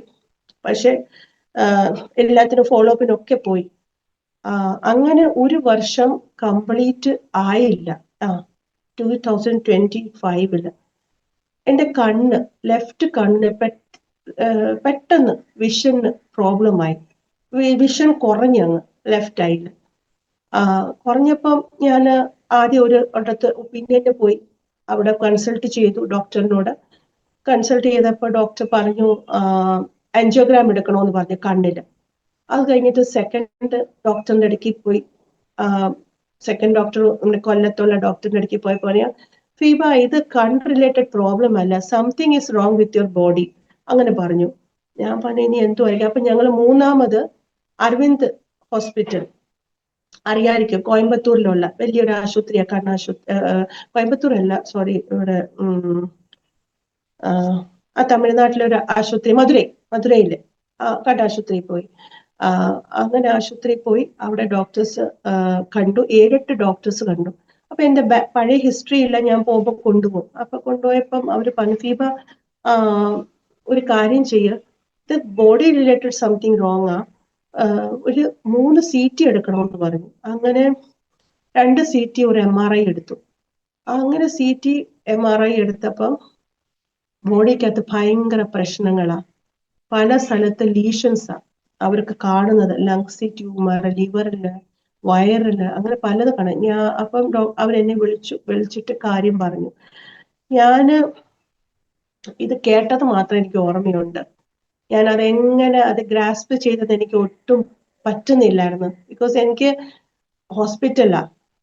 ഞാനങ്ങ് ഏകദേശം ഞാൻ കരയുമായിരുന്നു. അപ്പൊ ഹസ്ബൻഡ് എന്നെ സപ്പോർട്ട് ചെയ്തോണ്ട്, സാരമില്ല, അത് അവര് പറഞ്ഞല്ലേ ഉള്ളൂ, നമുക്കത് നോക്കാം. പക്ഷെ എനിക്കത് പിടിച്ചു നിൽക്കാൻ പറ്റും. ബിക്കോസ് ഞാൻ ഒരിക്കലും എക്സ്പെക്ട് ചെയ്യാത്ത ഒരു കാര്യമാണ്. പക്ഷെ സ്വർഗത്തിലെ ദൈവം അതവിടൊക്കെ ഫേസ് ചെയ്യാനുള്ള കൃപ തന്നവിടെ. നിങ്ങൾ ഒരു കാര്യം ചെയ്യുക, നിങ്ങൾ നേരത്തെ പോയ ആശുപത്രി തന്നെ ഇത് പോകണം. നിങ്ങളുടെ കഴിഞ്ഞ വർഷം സർജറി ചെയ്ത് അവിടെ തന്നെ. അതും ഡോക്ടർ പറഞ്ഞു, ആദ്യമേ അവരങ്ങ് പറഞ്ഞു ഓൺകോളജി പോകണമെന്ന് പറഞ്ഞു. ഓൺകോളജി പോകണമെന്ന് പറഞ്ഞാല് എനിക്ക് പെട്ടെന്ന് ഞാൻ പറയും, ഡയഗ്നോസിസ് ആയോ, എനിക്ക് ആ അസുഖം തന്നെയാണോ? പക്ഷെ അതെല്ലാം സഹിക്കാനും വഹിക്കാനുള്ള കൃപ എന്റെ യേശുപ്പച്ചൻ തന്നു. അങ്ങനെ നാട്ടിൽ പോന്നിട്ട് ഞാൻ ഈ ആശുപത്രി പോകുന്നതിന് മുമ്പേ ഞാന് 2 ഫാസ്റ്റിംഗ് പ്രയറിൽ പോയി. ഫാസ്റ്റിംഗ് പ്രയറിൽ പോയപ്പോൾ ഒരു ദേവദാസൻ, ഞാൻ ശരിക്കും കരഞ്ഞ് അങ്ങ് ആരാധിക്കുമായിരുന്നു. ആ ആരാധനയിൽ ഒരു ദേവദാസൻ കൈ വെച്ചപ്പോഴത്തെ, മോളെ, നീ എന്തിനു വിഷയത്തിൽ കരയെന്ന് അറിയത്തില്ല, പക്ഷെ ഭയപ്പെടണ്ട, ഞാൻ നിന്നോട് കൂടെയുണ്ട്, ഭ്രമിച്ചു നോക്കണ്ട, എന്റെ ദൈവമാവുന്നു. ആ വചനം എനിക്ക് തന്നത്. ഞാൻ ആ വചനത്തെ മുറുക്കി അങ്ങ് പിടിച്ചു. അങ്ങ് കരങ്ങളിലങ്ങ് ഞാൻ എടുത്തു ആ വചനത്തിൽ. ആ വചനമായി ഈ നിമിഷം വരെ എന്നെ ഉറപ്പിച്ചു നിർത്തിയേക്കുന്നത്. അല്ലെങ്കിൽ ഞാൻ എന്നേ ഒരു ഡിപ്രഷനിലേക്കോ അല്ലെങ്കിൽ എന്തേലും ഞാൻ ആ ഒരു പ്രയാസത്തിലേക്ക് കടന്നത്. പക്ഷെ എന്റെ സ്വർഗത്തിലെ ദൈവം ആ കുശുവന്റെ കയ്യിൽ കളിമണ്ണ് പോലെ ഒരു ദിവസം ഞാൻ ഇങ്ങനെ ഇരുന്ന് ഇങ്ങനെ ഒന്ന് കണ്ണടച്ചിരുന്നപ്പോ എനിക്ക് പെട്ടെന്ന് വന്ന ആ ഒരു കാര്യം, ഞാൻ ഇപ്പോഴും എന്റെ കുശുവന്റെ കയ്യിലാ. കുശുവൻ എന്റെ ഫാദറാ, എന്റെ ഓൾമൈറ്റിയാ. അപ്പൊ ആ കുശുവന്റെ കയ്യിൽ ഇരിക്കുമ്പോ എന്റെ കർത്താവ് ഒരു ആഗ്രഹിക്കുന്ന ഒരു വെസലുണ്ട്. ആ ഒരു ബ്യൂട്ടിഫുൾ വെസൽ ആവണമെങ്കിൽ ചില തീച്ചുളുടെ അനുഭവത്തിലൂടെ കടന്നു പോയാലേ ചില തീച്ചുളർ കടക്കുന്നവരെ എനിക്ക് വലിച്ചെടുക്കാൻ പറ്റത്തുള്ളൂ. എന്റെ സാക്ഷ്യത്തിലൂടെ എന്റെ സ്വർഗത്തിലെ ദൈവം ഈ നിമിഷം വരെ എന്നെ കർത്താവ് അതിനുവേണ്ടി ഒരുക്കുന്നതിനായി സ്തോത്രം ചെയ്ത് പ്രാർത്ഥിക്കുകയാണ്. അങ്ങനെ ഞങ്ങള് ആ ഫാസ്റ്റിംഗ് പീരീഡിന് ശേഷം ഞങ്ങള് ഗ്യാസ്ട്രോ ഡോക്ടേഴ്സിനെ ഞങ്ങൾ പോയി കണ്ടു.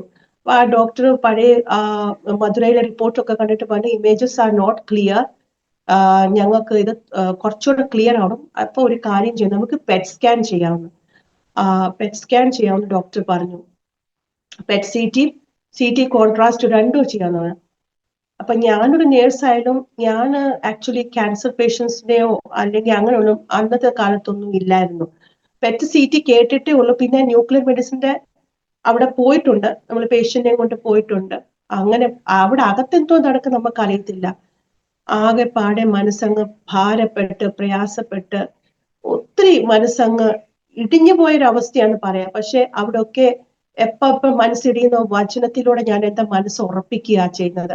അന്ന് കർത്താവ് തന്ന വചനം, ഭയപ്പെടേണ്ട, നീ സിംഹത്തിന്റെ മേൽ അണനിമേൽ നീ ചവിട്ടും, ബാലസിംഹത്തെ പെരുമ്പാമ്പ് നീ മെതിച്ചു കളയും, ഒരു അനർത്ഥവും നിനക്ക് ഭവിക്കയില്ല, ഒരു ബാധ നിന്റെ കൂടാരത്തിൽ അടുക്കയില്ല. അങ്ങനെ വചനം പറഞ്ഞ് ഞാൻ എന്നെ ഉറപ്പിച്ചോണ്ടിരുന്നു.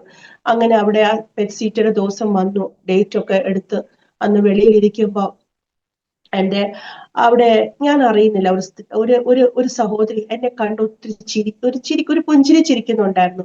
അപ്പൊ ഞാൻ നോർമലി നമ്മൾ പേഷ്യൻസ് പാർട്ടികൾ വരുമല്ലോ, അങ്ങനെ ഞാനും അവരെ കണ്ട് ചിരിച്ചു.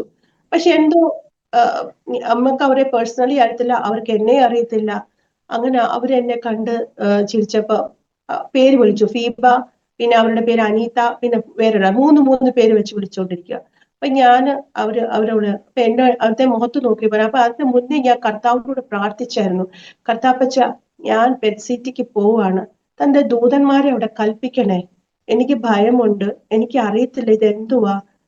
പെറ്റ് സീറ്റിന്ന് കേട്ടിട്ടുള്ള, അവിടെ എന്തോ നടക്കുന്നേ പോലും എനിക്ക് അറിയത്തില്ല. എന്റെ യേശുപ്പച്ച എന്റെ കൂടെ ഇരിക്കണം, ബിക്കോസ് അകത്ത് നോബഡി ഈസ് അലൗഡ്, അകത്ത് പോകാൻ അലൗഡ് അല്ല ആരും. അങ്ങനെ ഈ പുള്ളിക്കാരി എന്റെ കൂടെ വന്ന്, പേടിയുണ്ടല്ലേ? ഞാൻ പറഞ്ഞു ആ പേടിയുണ്ട്. പേടിക്കണ്ട. അവരുടെ ആ ഒരു വാക്കില് ഇന്നും എനിക്ക് മനസ്സിൽ കുളിർമ വരുത്തുന്നതാ. അവരെനിക്ക് പേഴ്സണലി അറിയത്തില്ല, പക്ഷെ എനിക്ക് അവരെ അന്നേരം തോന്നിയത് ഒരു മദർലി ഫീലിംഗാ. ഇനി എന്റെ അമ്മയുടെ പിന്നാലെ ഇങ്ങനെ നടക്കുന്ന പോലെ എനിക്ക് മോളിക്ക് വാ, പേടിക്കണ്ടെന്ന് പറഞ്ഞ. അപ്പൊ അവര് ഓൾറെഡി ഒരു ഓൺകോളജി പേഷ്യന്റ് ആണ്. മോളെ ഞാൻ ഇവിടെ ട്രീറ്റ്മെന്റ് എടുക്കുക, 6 months ഇരിക്കുമ്പോൾ എനിക്ക് പെറ്റ് സി ടി എടുക്കണമെന്ന്. അങ്ങനെ അവര് വന്നു. ഈ പറഞ്ഞ പോലെ എന്റെ കയ്യില് വെയിൻസ് കിട്ടാൻ ഭയങ്കര പാടാണ്. പക്ഷെ സ്വർഗത്തിലെ ദൈവം അന്ന് ഞാൻ പ്രാർത്ഥിച്ച, കർത്താവെ പെട്ടെന്ന് വെയിൻ കിട്ടണേ, അല്ലെങ്കിൽ കുത്തി ഒരു പരുവാക്കും എന്റെ കൈയ്യ്. പക്ഷെ ഒറ്റ പ്രാവശ്യം കൊണ്ട് അവർ കൈ കിട്ടി. പിന്നെ അവര് മറ്റേ ഇതിനു വേണ്ടിയിട്ട് പെറ്റ് സി ടിക്കുള്ള മരുന്നുകളുണ്ട്, അതൊരു നല്ല ഒരു സിറിഞ്ചിനകത്ത് ആ മരുന്ന്. അപ്പൊ ഞാൻ ചിലരൊക്കെ അത് കയറുമ്പോ ചിലർക്ക് ദേഹത്ത് ചൂട് വരും, ചിലർക്ക് ദേഹത്ത് തണുപ്പ് വരും. അപ്പൊ എന്നോട് പറഞ്ഞു, ആ ഒരു തമിഴ് പയ്യനാ, ഇതിനൊക്കെ സിസ്റ്റർമാരില്ല ഇതിനകത്തൊക്കെ എല്ലാം ഇങ്ങനത്തെ ഉള്ള റേഡിയേഷൻ ടെക്നീഷ്യനും അങ്ങനെ അങ്ങോട്ടാ പറയുന്നത് അവര്. അപ്പൊ അവര് എന്റെ കയ്യിലില്ല. അത് ചെയ്തപ്പോ വാസ്തവത്തിൽ എന്റെ കർത്താവ് വേദന പോലും എനിക്ക് ശരീരത്തിൽ ഒരു പ്രയാസം വരുത്തിയില്ല. പിന്നെ കോൺട്രാസ്റ്റ്, അതിന് 4 ഗ്ലാസ് വെള്ളം കുടിക്കണം. അങ്ങനെ കുടിച്ചാൽ അവര് അപ്പൊ ഒരു കംഫർട്ടബിൾ സോഫ നമുക്ക് തരും, അതിലിരിക്കണം. അങ്ങനെ 1 hour അതിലിരുത്തി ഞാൻ എന്റെ കർത്താവിനെ ഭയപ്പെടാതെ ഞാൻ എന്റെ മെമ്മറിയിലുള്ള എല്ലാം ആ 23 സങ്കീർത്തനം ഞാൻ ഇങ്ങനെ ഒരു വായി പറഞ്ഞുകൊണ്ടിരിക്കുക എന്റെ സ്വർഗത്തിൽ. അപ്പൊ ആ ടൈമായി 1 hour ആയപ്പോൾ ഫീബ നൗ ഗെറ്റ് റെഡി എന്ന് പറഞ്ഞ് ഞാൻ അകത്ത് കയറി ഞാൻ കണ്ണടച്ച് പറഞ്ഞ, കർത്താവെ ഞാൻ ദൈവത്തോട് ഇത്രയും പ്രാർത്ഥിച്ചുള്ളൂ, കർത്താവെ മാനുഷികമായ നിലയിൽ ഇവർ ചില റിപ്പോർട്ട്സ് ആയിരിക്കും ഡോക്ടേഴ്സുമാരുടെ മനസ്സിൽ കണ്ടത്, പക്ഷെ എന്റെ സ്വർഗത്തിലെ ദൈവം ആ റിപ്പോർട്ട്സ് എല്ലാം കീറിക്കളഞ്ഞനായി സ്തോത്രം.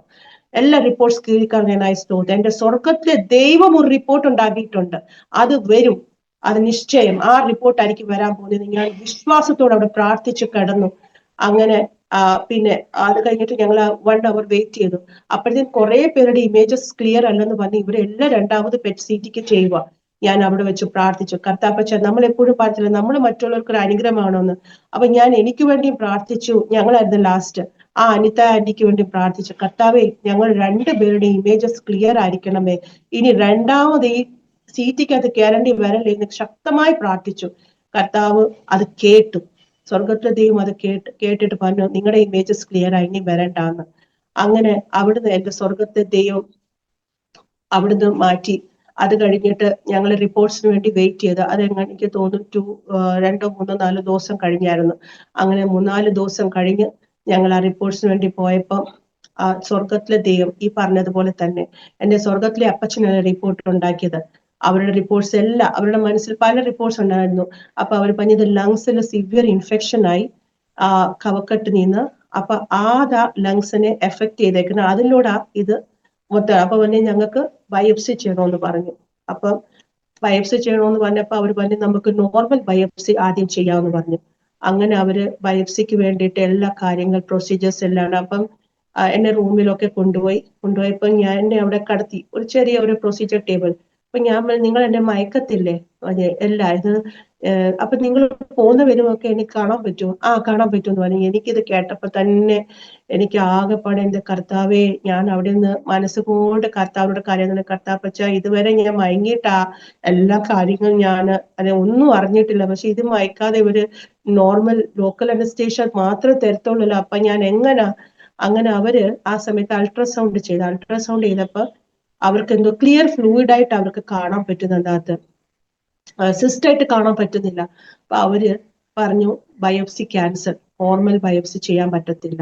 അങ്ങനെ കർത്താപ്പച്ച നോർമൽ ബയോപ്സിയുടെ ക്യാൻസൽ ചെയ്ത് അങ്ങനെ വീണ്ടും ഗ്യാസ്ട്രോയെ കാണാൻ പോയി. ഗ്യാസ്ട്രോ കാണുമ്പോൾ Phoebe we can do normal biopsy, നമുക്കിനി ലാപ്രോസ്കോപ്പിക് വഴിയേ പറ്റത്തുള്ളൂ, so you have to go to പിന്നെയും ചെയ്യേ പിന്നെ അത് തന്നെ. അപ്പൊ ഡോക്ടർ പിന്നെ ഓക്കെ ഞങ്ങൾ പറഞ്ഞു. അപ്പൊ അതിന് മുന്നേ ഫിറ്റ്നസിന്റെ കാര്യം വന്നപ്പോൾ ഡോക്ടർ ആദ്യമേ അനസ്തേഷ്യ ഡോക്ടർ പറഞ്ഞു ചിലപ്പോൾ ഫീബ വെന്റിലേറ്ററിൽ ഇടേണ്ടി വരുമെന്ന് പറഞ്ഞു. ബിക്കോസ് എന്റെ ലങ്സ് വീക്കാ. വെന്റിലേറ്ററിൽ സാധാരണ നമ്മൾ കേൾക്കുമ്പോൾ നോർമലി കേൾക്കുമ്പോൾ നമുക്ക് എന്തുവാ തോന്നുന്നേ, വെൻ പേഷ്യന്റ് ഇസ് സീരിയസ് അല്ലേ? ഞാൻ അത് കേട്ട് സ്തംഭിച്ച് എന്റെ ഹാർട്ട് ബീറ്റ് എത്രത്തോളം ഫാസ്റ്റ് ആവുന്നു എന്റെ കർത്താവിനും അറിയാം, എനിക്കും അറിയാം. ബിക്കോസ് ഇതെല്ലാം കേൾക്കുന്ന പേഷ്യന്റ് ഡയറക്റ്റാ, ഇൻഡയറക്ട് വേയിലൊന്നും അല്ല, ഇതെല്ലാം ഡയറക്ട് വേയില്ല ഞാൻ കേട്ടോണ്ടിരിക്കുന്നത്. പക്ഷെ എന്റെ സ്വർഗത്തിലെ ദൈവം ഒക്കെ അവിടെ പിടിച്ചു നിൽക്കാനുള്ള കൃപ. അതുകൊണ്ട് ആ കർത്താവ് നേരത്തെ വചനം തന്നെ ഉറപ്പിച്ച് ഭയപ്പെടേണ്ട, ഞാൻ എന്നോട് കൂടെയുണ്ട്. ആ ഒരു വചനം ഇതിനു വേണ്ടിയിട്ടാണ് എന്റെ കർത്താവ് തന്നത്. അതിനുശേഷം എന്റെ സ്വർഗത്തിലെ ദൈവം പിന്നെ ഈ ലാപ്രോസ്കോപ്പിക്ക് കൊണ്ടുപോയപ്പോ സത്യം പറഞ്ഞാല് ഞാൻ എല്ലാ പ്രാവശ്യം ഈ OT എന്ന് പറയുമ്പോൾ നമുക്ക് ഭയമുള്ളതാ. ആ സമയത്ത് നമ്മുടെ ഹസ്ബൻഡ് ഉണ്ടായാലും ആരെ കൂടെ ഉണ്ടായാലും നമ്മുടെ കർത്താവ് കൂടെ ഇല്ലെങ്കിൽ നമ്മൾക്ക് പിടിച്ചു നിൽക്കാൻ പറ്റത്തില്ല. അങ്ങനെ എന്നെ OT കൊണ്ടുപോയപ്പം ഞാൻ ഇത്രയും സർജറിയിലൂടെ കടന്നുപോയി. പക്ഷെ അന്ന് ആ സർജറി, ബിക്കോസ് ഇവിടെ പറഞ്ഞില്ല എന്നെ വെന്റിലേറ്റർ ഇടുമെന്ന്, എന്തോ ഉള്ളിൽ ഒരു ഭയം കയറിയപ്പോ ഇവര് ജിയുടെ മാസ്ക് എന്റെ മുഖത്ത് വെച്ചപ്പോ തന്നെ ഞാൻ മാസ്ക് കയറി പിടിച്ചു. എനിക്ക് ഇച്ചിരി സമയോടൊന്ന് താന്ന് പറഞ്ഞ് ഞാൻ കയറി പിടിച്ചു കേട്ടോ. അപ്പൊ ഞാനത് പേടിച്ചിട്ടാ അവരിപ്പൊ ഈ മാസ്ക് അങ്ങ് മുറുക്കിയപ്പോഴത്തേക്കും ഞാൻ അങ്ങ് ഭയങ്ങിപ്പോയി. അങ്ങനെ 4 കീ ഹോൾ ഇട്ടവര് ബയോപ്സിക്ക് വേണ്ടിയിട്ട് എന്റെ വയറ്റില്. അങ്ങനെ 2 ദിവസം എന്നെ ICUയിൽ ഇട്ടു. ബിക്കോസ് ലങ്സ്, അപ്പൊ എനിക്ക് തോന്നുന്നു ഒരു മൈനർ വെന്റിലേറ്റർ ഇവർ എന്നെ ഇട്ടായിരുന്നു തോന്നുന്നു. അതിനുശേഷം 2 ദിവസം എന്നെ നോർമൽ ആവാൻ വേണ്ടി എന്റെ ലങ്സിന്റെ പിന്നെ സാച്ചുറേഷൻ ഒക്കെ അപ്പ് ആൻഡ് ഡൗൺ ആവുന്നുണ്ടായിരുന്നു. പിന്നെ പൊട്ടാഷ്യം എന്റെ കുറയുന്നുണ്ടായിരുന്നു. അങ്ങനെ പല ശരീരത്തിൽ പ്രയാസങ്ങളൊക്കെ ഉണ്ടായിരുന്നു. പക്ഷെ എന്റെ സ്വർഗത്തിലെ ദൈവം അതെല്ലാം ഫേസ് ചെയ്യുവാനുള്ള കൃപ എന്റെ കർത്താവ് തന്നു. അവിടുന്ന് എന്നെ പുറത്തു കൊണ്ടുവന്നു. പിന്നെ 2 ദിവസം കൂടെ കടന്നു. പിന്നെ അവിടുന്ന് ഞാൻ റിക്കവർ ചെയ്തു, വീട്ടിൽ വന്നു. ഇതെല്ലാം ട്രീറ്റ്മെന്റ്, അപ്പം മെഡിക്കേഷൻ നടന്നുകൊണ്ടിരിക്കുക. അപ്പൊ അതിന്റെ ബയോപ്സി റിപ്പോർട്ട് വന്നു. ബൈ ഗോഡ്സ് ഗ്രേസ് അതും അവരുദ്ദേശിച്ച കാര്യങ്ങൾ എന്നതൊന്നും കാണുന്നില്ല. അപ്പം അവര് ആ സിസ്റ്റ് കണ്ടു. അപ്പൊ ഞാൻ പറഞ്ഞു അപ്പൊ അവര് അതൊക്കെ കണ്ടതോ, ഇവര് തമിഴിൽ സംസാരിക്കുന്നതാണ് എനിക്ക് മനസ്സിലായി. വേറൊരു ഡോക്ടർ നമ്മളോട് ഡയറക്റ്റ് ഒന്നും പറയത്തില്ല. അപ്പൊ അച്ഛൻ ചെന്ന് ചോദിച്ചു, പിന്നെ ഏതാണ്ട് മാസ് കണ്ടാണെന്നൊക്കെ പറയുന്നു. അതിപ്പം കാണുന്നില്ല. അവര് ഡയറക്റ്റ്ലി ഒന്നും ക്ലിയർ പറയുന്നില്ല. അത് കാണുന്നില്ല അത്രേ പറഞ്ഞു. എനിക്ക് മനസ്സിലായി. ഞാൻ പിന്നെ അത് ചോദിക്കാനൊന്നും പോയില്ല. എനിക്കറിയാം എന്റെ യേശുപ്പച്ചൻ അതെല്ലാം മാറ്റി. അത് അത് അത് അത്ഭുതം തന്നെ അവിടെ ചെയ്തത്. ഓൾറെഡി 2025 ഒരു പക്ഷെ ഞാൻ കാണത്തില്ലെന്ന് പിശാച് ബാധിച്ചാൽ എന്റെ സ്വർഗത്തിലെ ദൈവം അത് ഓൾറെഡി അതിനുള്ള കാര്യങ്ങൾ ക്രമീകരിച്ചിട്ടാ. പക്ഷെ ചില തീച്ചുകളുടെ അനുഭവത്തിലൂടെ കടന്നു പോയാലേ നമ്മളിലൂടെ ചില വേലകൾ കർത്താവിന് ചെയ്തെടുക്കാൻ പറ്റത്തുള്ളൂ. അതെനിക്ക് അന്ന് മനസ്സിലായി. അങ്ങനെ അതിനെല്ലാം ചെയ്തതിനു ശേഷം ആ കണ്ണിന്റെ കാര്യത്തിന് അപ്പൊ ഏകദേശം ഒരു 2-3 months ഒക്കെ കഴിഞ്ഞു. അതിനുശേഷം പറഞ്ഞു ഫീബ ഇനി നമ്മുടെ കണ്ണിന്റെ കാര്യത്തിന് നമുക്ക് തുടങ്ങാമെന്ന് പറഞ്ഞു. അങ്ങനെ ഡോക്ടറിന്റെ അടുക്കി പോയി. ഡോക്ടറിന്റെ അടുക്കി പോയപ്പോൾ ഡോക്ടർ പറഞ്ഞു കണ്ണിന്റെ കാര്യങ്ങളുടെ ട്രീറ്റ്മെന്റ് കുറെ കാര്യങ്ങൾ എല്ലാം കുറെ ടെസ്റ്റ് ആൻജിയോഗ്രാം. ഞാൻ ഇതുവരെ സത്യം പറഞ്ഞ കണ്ണിനും ആൻജിയോഗ്രാം ഉണ്ടോ എന്ന് എനിക്ക് അറിയത്തില്ലായിരുന്നു. പക്ഷെ അവിടെ ചെന്നിട്ട് എന്റെ കണ്ണിൽ ചെയ്തപ്പോഴാണ് എനിക്ക് അറിയുന്ന ആൻജിയോഗ്രാമും ഉണ്ടെന്ന്. അതിനും എനിക്ക് പേടിയാണ്. ഞാൻ വിചാരിച്ചു യോ നീ കണ്ണിനകത്ത് എന്തോ അവർ ആൻജിയോഗ്രാം ചെയ്യാൻ പോന്നെ. പക്ഷെ അത് നോർമലി ഡൈ പുഷ് ചെയ്തിട്ട് നമ്മുടെ കണ്ണിൻ്റെ അകത്ത് വെയിൻസ് എവിടെയൊക്കെ ബ്ലോക്ക് ഉണ്ട് അതൊക്കെ അറിയുന്നത്. അങ്ങനെ അതിന് ഓക്കെ ആയി. പിന്നെ ഡോക്ടർ പറഞ്ഞു ഫീബ സർജറി ചെയ്യണമെന്ന് പറഞ്ഞു കണ്ണിന്.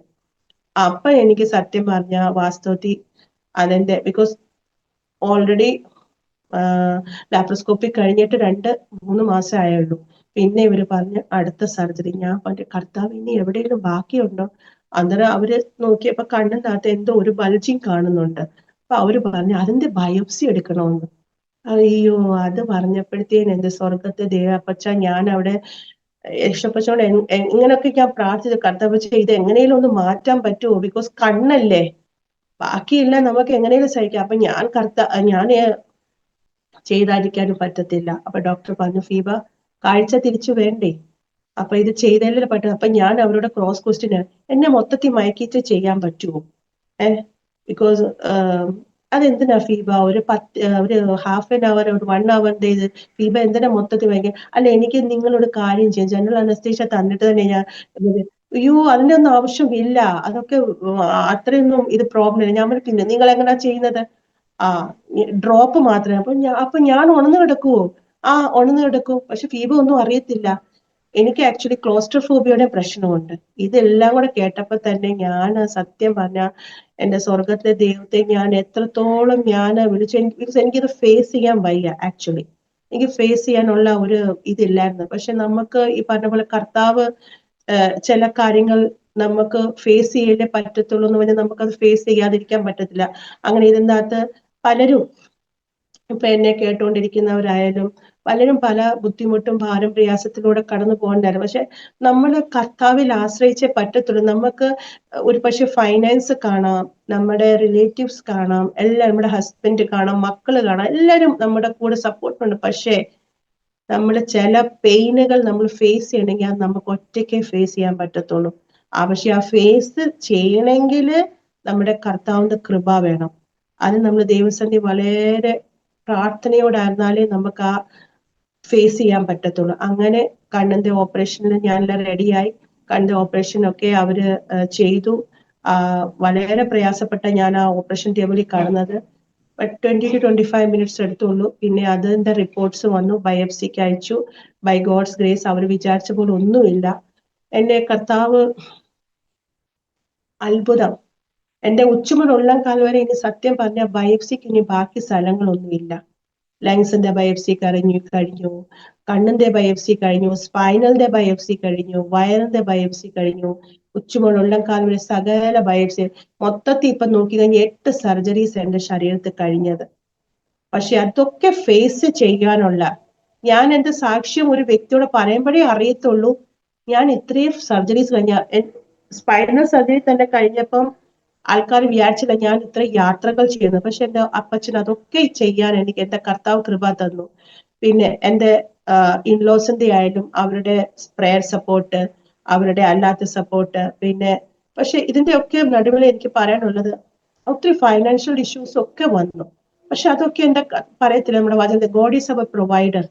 കർത്താവ് ആ സമയത്ത് തന്റെ ദൂതന്മാരെ കൽപ്പിച്ച് കർത്താവ് അതിനുള്ള പ്രൊവിഷൻസ് എല്ലാ സമയത്തിന് കർത്താവ് ഒരുക്കി തന്നു.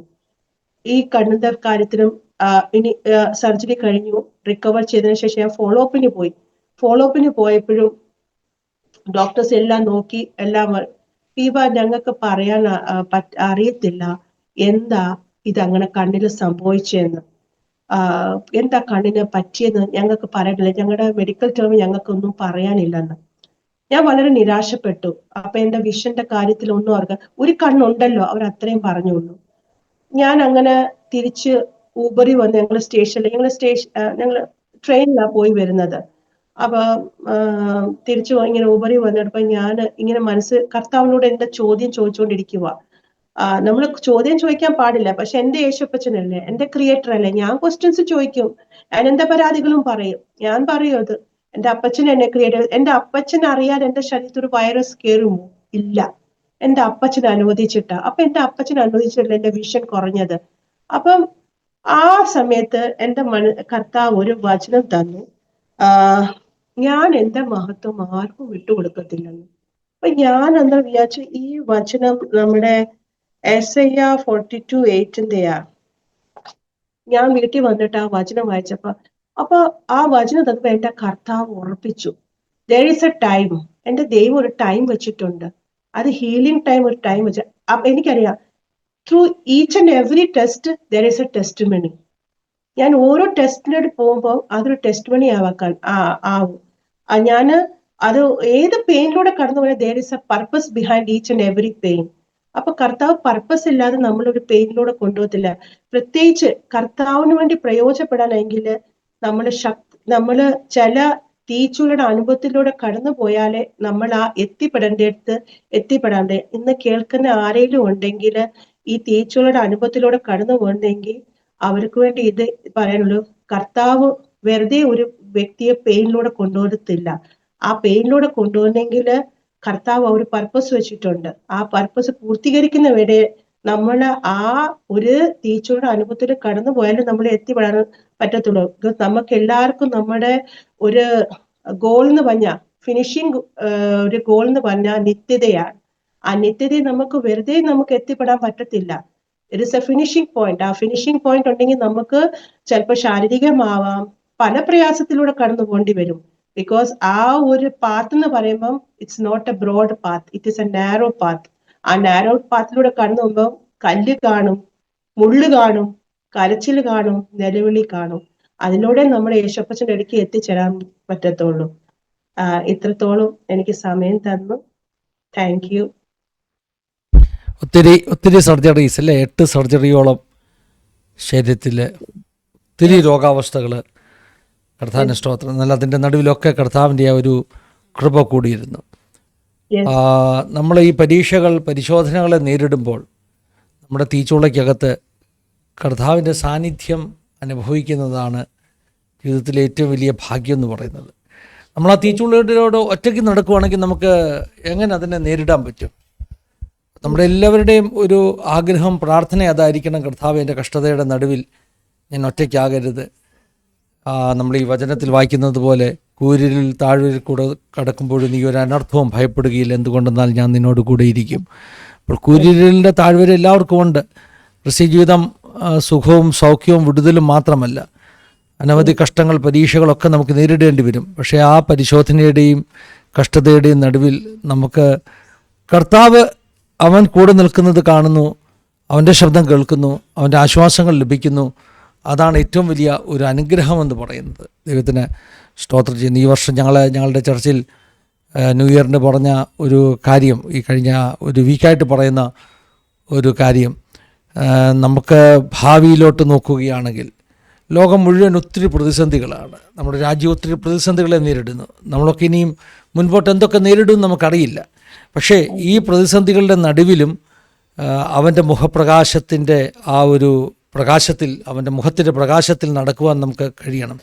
ദൈവം വെളിച്ചമായി നമ്മുടെ കൂടെ ഇരിക്കണം. ആ സാന്നിധ്യമാണ് നമുക്ക് വേണ്ടത്. കഷ്ടത ഉണ്ട്, എന്നാൽ പ്രശ്നങ്ങളുണ്ട്, രോഗമുണ്ട്, എന്നാൽ സാന്നിധ്യം നമ്മളോട് കൂടി ഉണ്ടെങ്കിൽ, ദൈവസാന്നിധ്യം നമ്മളോട് കൂടി ഉണ്ടെങ്കിൽ അതിനെയെല്ലാം അതിജീവിക്കാനുള്ള ഒരു ധൈര്യവും ബലവും കർത്താവ് നമുക്ക് നൽകും. സിസ്റ്ററുടെ ജീവിതാനുഭവങ്ങളിൽ നിന്ന് നമുക്ക് പഠിക്കുവാൻ കഴിയുന്ന ആ ഒരു അനുഭവ പാഠത്തിനായിട്ട് ദൈവത്തിന് സ്തോത്രം ചെയ്യുന്നു. അനുഭവങ്ങളെല്ലാം പറഞ്ഞു കഴിഞ്ഞോ സിസ്റ്ററെ? ഇല്ല എങ്കിൽ എന്തെങ്കിലും വിട്ടുപോയതുണ്ടെങ്കിൽ പറയോ, ഇല്ല എങ്കിൽ എൻ്റെ ഇടയ്ക്ക് ഞാനൊരു കാര്യം വിട്ടുവന്നു കഴിഞ്ഞാൽ എനിക്കൊരു 4-5 months ഒന്നും ഞാനിപ്പോൾ സ്റ്റിൽ മെഡിക്കേഷനില്ല. എൻ്റെ മെഡിക്കേഷൻസ് നിർത്തിയിട്ടില്ല. അപ്പം ഇനിയിപ്പം അവര് വീണ്ടും ഫെബ്രുവരിയിൽ അൾട്രാസൗണ്ട് ഉണ്ട്, എക്സ്റേ ഉണ്ട്, പ്രാർത്ഥിച്ചുകൊണ്ടിരിക്കുക. ദൈവം അതിൻ്റെ മേൽ അത്ഭുതം ചെയ്യും. അതിനുശേഷമേ അവർ മെഡിക്കേഷൻസിലൊക്കെ എന്തെങ്കിലും വ്യത്യാസം വരുത്തത്തുള്ളൂ. ആക്ച്വലി എൻ്റെ ലങ്സിൽ ഒരു ഫംഗസ് ബോളായിട്ട് അവർ കണ്ടിട്ടില്ല. അപ്പൊ അത് ചുരുങ്ങണം. അപ്പം അത് വേറെ പ്രയാസങ്ങളൊന്നുമില്ല, പക്ഷെ അത് ചുരുങ്ങി അപ്പം കഴിഞ്ഞ പ്രാവശ്യം എക്സ്റേ എടുത്തപ്പോൾ അത് ചുരുങ്ങാൻ തുടങ്ങിയെന്ന് പറഞ്ഞു. പക്ഷെ അത് പൂർണ്ണമായി ലങ്സിന്ന് അത് ഹീൽ ചെയ്യണം. അപ്പൊ അതിനുവേണ്ടി പ്രാർത്ഥിച്ചുകൊണ്ടിരിക്കുക. അപ്പൊ ഇത്രയും ദിവസം ഇതൊക്കെ നടക്കുമ്പോൾ എനിക്ക് ആക്ച്വലി ചർച്ചിലൊന്നും പോകാൻ പറ്റാത്തൊരു അവസ്ഥയായിരുന്നു. അപ്പൊ ശരിക്കും വീട്ടിലെ ഓൾ ലോൺലിനെസ് ആയി. പക്ഷെ ആ സമയത്തൊക്കെ എന്നെ ഹെൽപ്പ് ചെയ്യുന്ന പറഞ്ഞാല് ഈ സൂം മീറ്റിംഗിലാ. നമ്മുടെ AGMDCയുടെ മീറ്റിംഗ് ഉണ്ട്, പ്രയർ ഫോർ നേഷൻസ് ഉണ്ട്. അങ്ങനെ നമ്മുടെ ഹിന്ദി ഒരു രാജശ്യാമൽ ചാന്റെ ഒരു ട്രൂ ലൈഫ് മിനിസ്ട്രീസ് ഉണ്ട്, അത് സൺഡേയിലുണ്ട്. ആ ഹിന്ദിക്കകത്ത് ഞാൻ കയറും. അതിനകത്തൊരു പ്രത്യേക അനുഭവമാ. ഹിന്ദിക്കകത്ത് കയറുമ്പോൾ കുറച്ച് ഹിന്ദി പാസ്റ്റേഴ്സുമാരുണ്ട്, അതിൻ്റെ ഇടയിൽ നമ്മള് കുറച്ച് ഹിന്ദി സഹോദരിമാര്. അങ്ങനെ അതൊക്കെ എൻ്റെ ലൈഫിൽ ഒത്തിരി, സത്യം പറഞ്ഞാല് കൂട്ടായ്മ ആവശ്യമാണ്, അല്ല ഫെലോഷിപ്പ് ആവശ്യമാണ്. പക്ഷെ ഒറ്റയ്ക്ക് വീട്ടിലിരിക്കുമ്പോൾ നമുക്ക് ആരുമായിട്ട് ഇങ്ങനെ ഒരു ലങ്സ് ഇൻഫെക്ഷൻ ആയതുകൊണ്ട് ഞാൻ ആരുമായിട്ട് ഇന്ററാക്ഷൻസ് ഒന്നും ചെയ്തപ്പോൾ, ബിക്കോസ് എനിക്ക് എന്നെ തന്നെ സൂക്ഷിക്കണം. ഡോക്ടർ പറഞ്ഞു വളരെ വീക്ക് ആയതുകൊണ്ട് നമ്മൾ പനിയും അങ്ങനത്തെ കാര്യങ്ങളൊന്നും വരാതെ സൂക്ഷിക്കണം. അതുകൊണ്ട് ഞാൻ അധികം പുറത്തോട്ടൊന്നും പോകാറില്ല. ഇപ്പം പിന്നെ നേരത്തെക്കാട്ട് എല്ലാ മീറ്റിംഗ്സിനൊക്കെ ഇപ്പൊ പോകുന്നുണ്ട്. പക്ഷെ എന്നെ ഹെൽപ്പ് ചെയ്തെന്ന് പറഞ്ഞാൽ ഈ അനേക സഹോദരിമാരുടെ പ്രാർത്ഥനയാണ്. ഞങ്ങളുടെ പ്രത്യേകിച്ച് പ്രയർ ഫോർ നേഷൻസ് ഒരു ഫാമിലിയാ എനിക്ക്. അവരൊക്കെ എനിക്ക് വേണ്ടി ആത്മാർത്ഥമായിട്ട്, എന്നെ അറിയുന്നവര്, ഞാൻ അവരെ നേരിട്ട് അറിയത്തില്ല പേഴ്സണലി, പക്ഷെ ക്രിസ്തുവിൽ നമ്മൾ എല്ലാം ഒരു ഫാമിലിയാ, വൺ ഫാമിലി. അതേപോലെ ഒരു അപ്പച്ചൻ, കുറെ അമ്മച്ചിമാരുണ്ട്, കുറെ ആന്റിമാരുണ്ട്, എല്ലാവരും എനിക്ക് വേണ്ടി പ്രാർത്ഥിക്കുന്നുണ്ട്. അതൊക്കെ എന്നെ ഇത്രത്തോളം ബലപ്പെടുത്തിയത്. അപ്പൊ നമുക്കറിയാം, നമ്മള് ഇപ്പൊ ഇത്രയും കഷ്ടത്തിലൂടെ കടന്നു പോയത് നമ്മളത് വെറുതെ അല്ല. എനിക്കറിയാം നമ്മളെ കർത്താവ് യൂസ് ചെയ്യും. പക്ഷെ അതിനൊരു കർത്താവ് സമയം വെച്ചിട്ടുണ്ട്. ഇപ്പൊ ഞാൻ ഒരിക്കലും ഞാൻ ജീവിതത്തിൽ വിചാരിച്ചല്ല, ഞാൻ ഇപ്പൊ ഒരു ചർച്ചകളിൽ ചെന്ന, പക്ഷെ ഇങ്ങനെ ഒരു സാക്ഷ്യത്തിന് ഒരു പ്ലാറ്റ്ഫോം എനിക്ക് കിട്ടിയപ്പോ എന്ന് പറയുമ്പോൾ അനേക സ്ഥലങ്ങളിൽ, എത്തിപ്പെടാത്ത സ്ഥലങ്ങളിൽ ഇത് സാക്ഷ്യം കേൾക്കുന്നവരുണ്ട്. ചിലര് സാക്ഷ്യം കേട്ട് മാത്രം, ഞാൻ ഓരോരുത്തരുടെ സാക്ഷ്യത്തിലൂടെ ടെസ്റ്റ് മണി മാത്രം കേൾക്കും. അങ്ങനെ ഞാൻ കേട്ടിട്ടുണ്ട്. ഈ ടെസ്റ്റ് മണി നമ്മുടെ ലൈഫ്, ഒരു ആളുടെ ടെസ്റ്റ് മണി മറ്റൊരു ലൈഫിനെ സ്ട്രെങ്തനിങ് ചെയ്യും. നമ്മൾ വീക്ക് ആയി കഴിഞ്ഞാൽ, നമ്മളെ flesh is always a weak. അപ്പൊ ആ ഫ്ലഷ് വീക്ക് ആവുമ്പോൾ ഈ ടെസ്റ്റ് മണിയാണ് നമ്മൾ സ്ട്രെങ്തനിങ് ചെയ്യുന്നത്. അങ്ങനെ ഇതിനകത്ത് ഞാൻ പലപ്പോഴും ഒരുപാട് നമ്മൾ ചിലപ്പോൾ കിച്ചണിൽ ജോലി ചെയ്യുമ്പോൾ ഞാൻ ഈ ടെസ്റ്റ് മണി ഇങ്ങനെ കേൾക്കുമ്പോൾ, കർത്താവ് ഇത് എന്നോടാണല്ലോ സംസാരിക്കുന്നത്, ഈ സെയിം പ്രോബ്ലം നമ്മളോട് കാണും. പക്ഷെ അതൊക്കെ നമ്മളെ ഒത്തിരി ഹെൽപ്പ് ചെയ്യും. അതേപോലെ മീറ്റിംഗില് നമ്മള് ഇപ്പൊ ചർച്ചിൽ പോയാൻ പറ്റിയില്ലെങ്കിലും നമുക്ക് വീട്ടിൽ ഇരുന്നുകൊണ്ട് തന്നെ നമുക്ക് അത് കൂടാൻ കർത്താവ് ഒത്തിരി കൃപകൾ തന്നു. അതിന് ദൈവത്തിന് നന്ദി, സ്തോത്രം പറഞ്ഞു. അതിനിങ്ങനെ ഈ സോഷ്യൽ മീഡിയ ഒക്കെ അതിനൊക്കെ നല്ലൊരു പോസിറ്റീവായിട്ട് എനിക്ക് യൂസ് ചെയ്യുവാൻ കർത്താവ് അതിനൊരു അവസരം തന്ന് അതിന് എത്രത്തോളം നന്ദി പറഞ്ഞാലും മതിയായില്ല. അതുകൊണ്ട് ഡിപ്രഷനിലേക്ക് പോകാൻ കർത്താവ് അനുവദിച്ചില്ല. ബിക്കോസ് നമ്മള് ഒരാളെ എപ്പോഴും ഹോസ്പിറ്റൽ ആകുമ്പോൾ നമ്മള് സാമാന്യ നിലയിൽ നമ്മൾ വളരെ ക്ഷീണിച്ചു പോകുന്ന ഒരു അവസ്ഥയാണ്. പക്ഷെ അവിടെ ഒന്നും കർത്താവ് തളരാൻ അനുവദിച്ചില്ല. നമുക്കറിയാം, കർത്താവ് നമ്മൾ ഒരു ക്ഷീണിച്ചിരിക്കുന്ന ഒരു വ്യക്തിയോട്, എനിക്ക് ഇപ്പൊ ധൈര്യമായിട്ട് ഒരു വ്യക്തി പെയിൻഫുൾ പ്രയാസത്തിലൂടെ കാണാൻ, ഞങ്ങളുടെ തൊട്ടപ്പുറത്ത് തന്നെ ഞങ്ങളുടെ ഒരു നെയ്ബർ ഉണ്ട്. ഒരു ദിവസം എന്നോട് ഇങ്ങനെ ചോദിച്ചു, പുള്ളിക്കാരിക്കും ചില ശാരീരികമായ പ്രയാസങ്ങളുണ്ട്. അപ്പൊ എനിക്ക് അവരോട്, ഞാൻ കർത്താവിനോട് ഞാൻ പൂർണ്ണമായി ഹീൽ ചെയ്യുമ്പോൾ ഞാൻ ആദ്യം അവരോട് ചെന്ന് പറയും, എന്റെ യേശുപ്പച്ചൻ എന്നെ ഹീൽ ചെയ്ത്.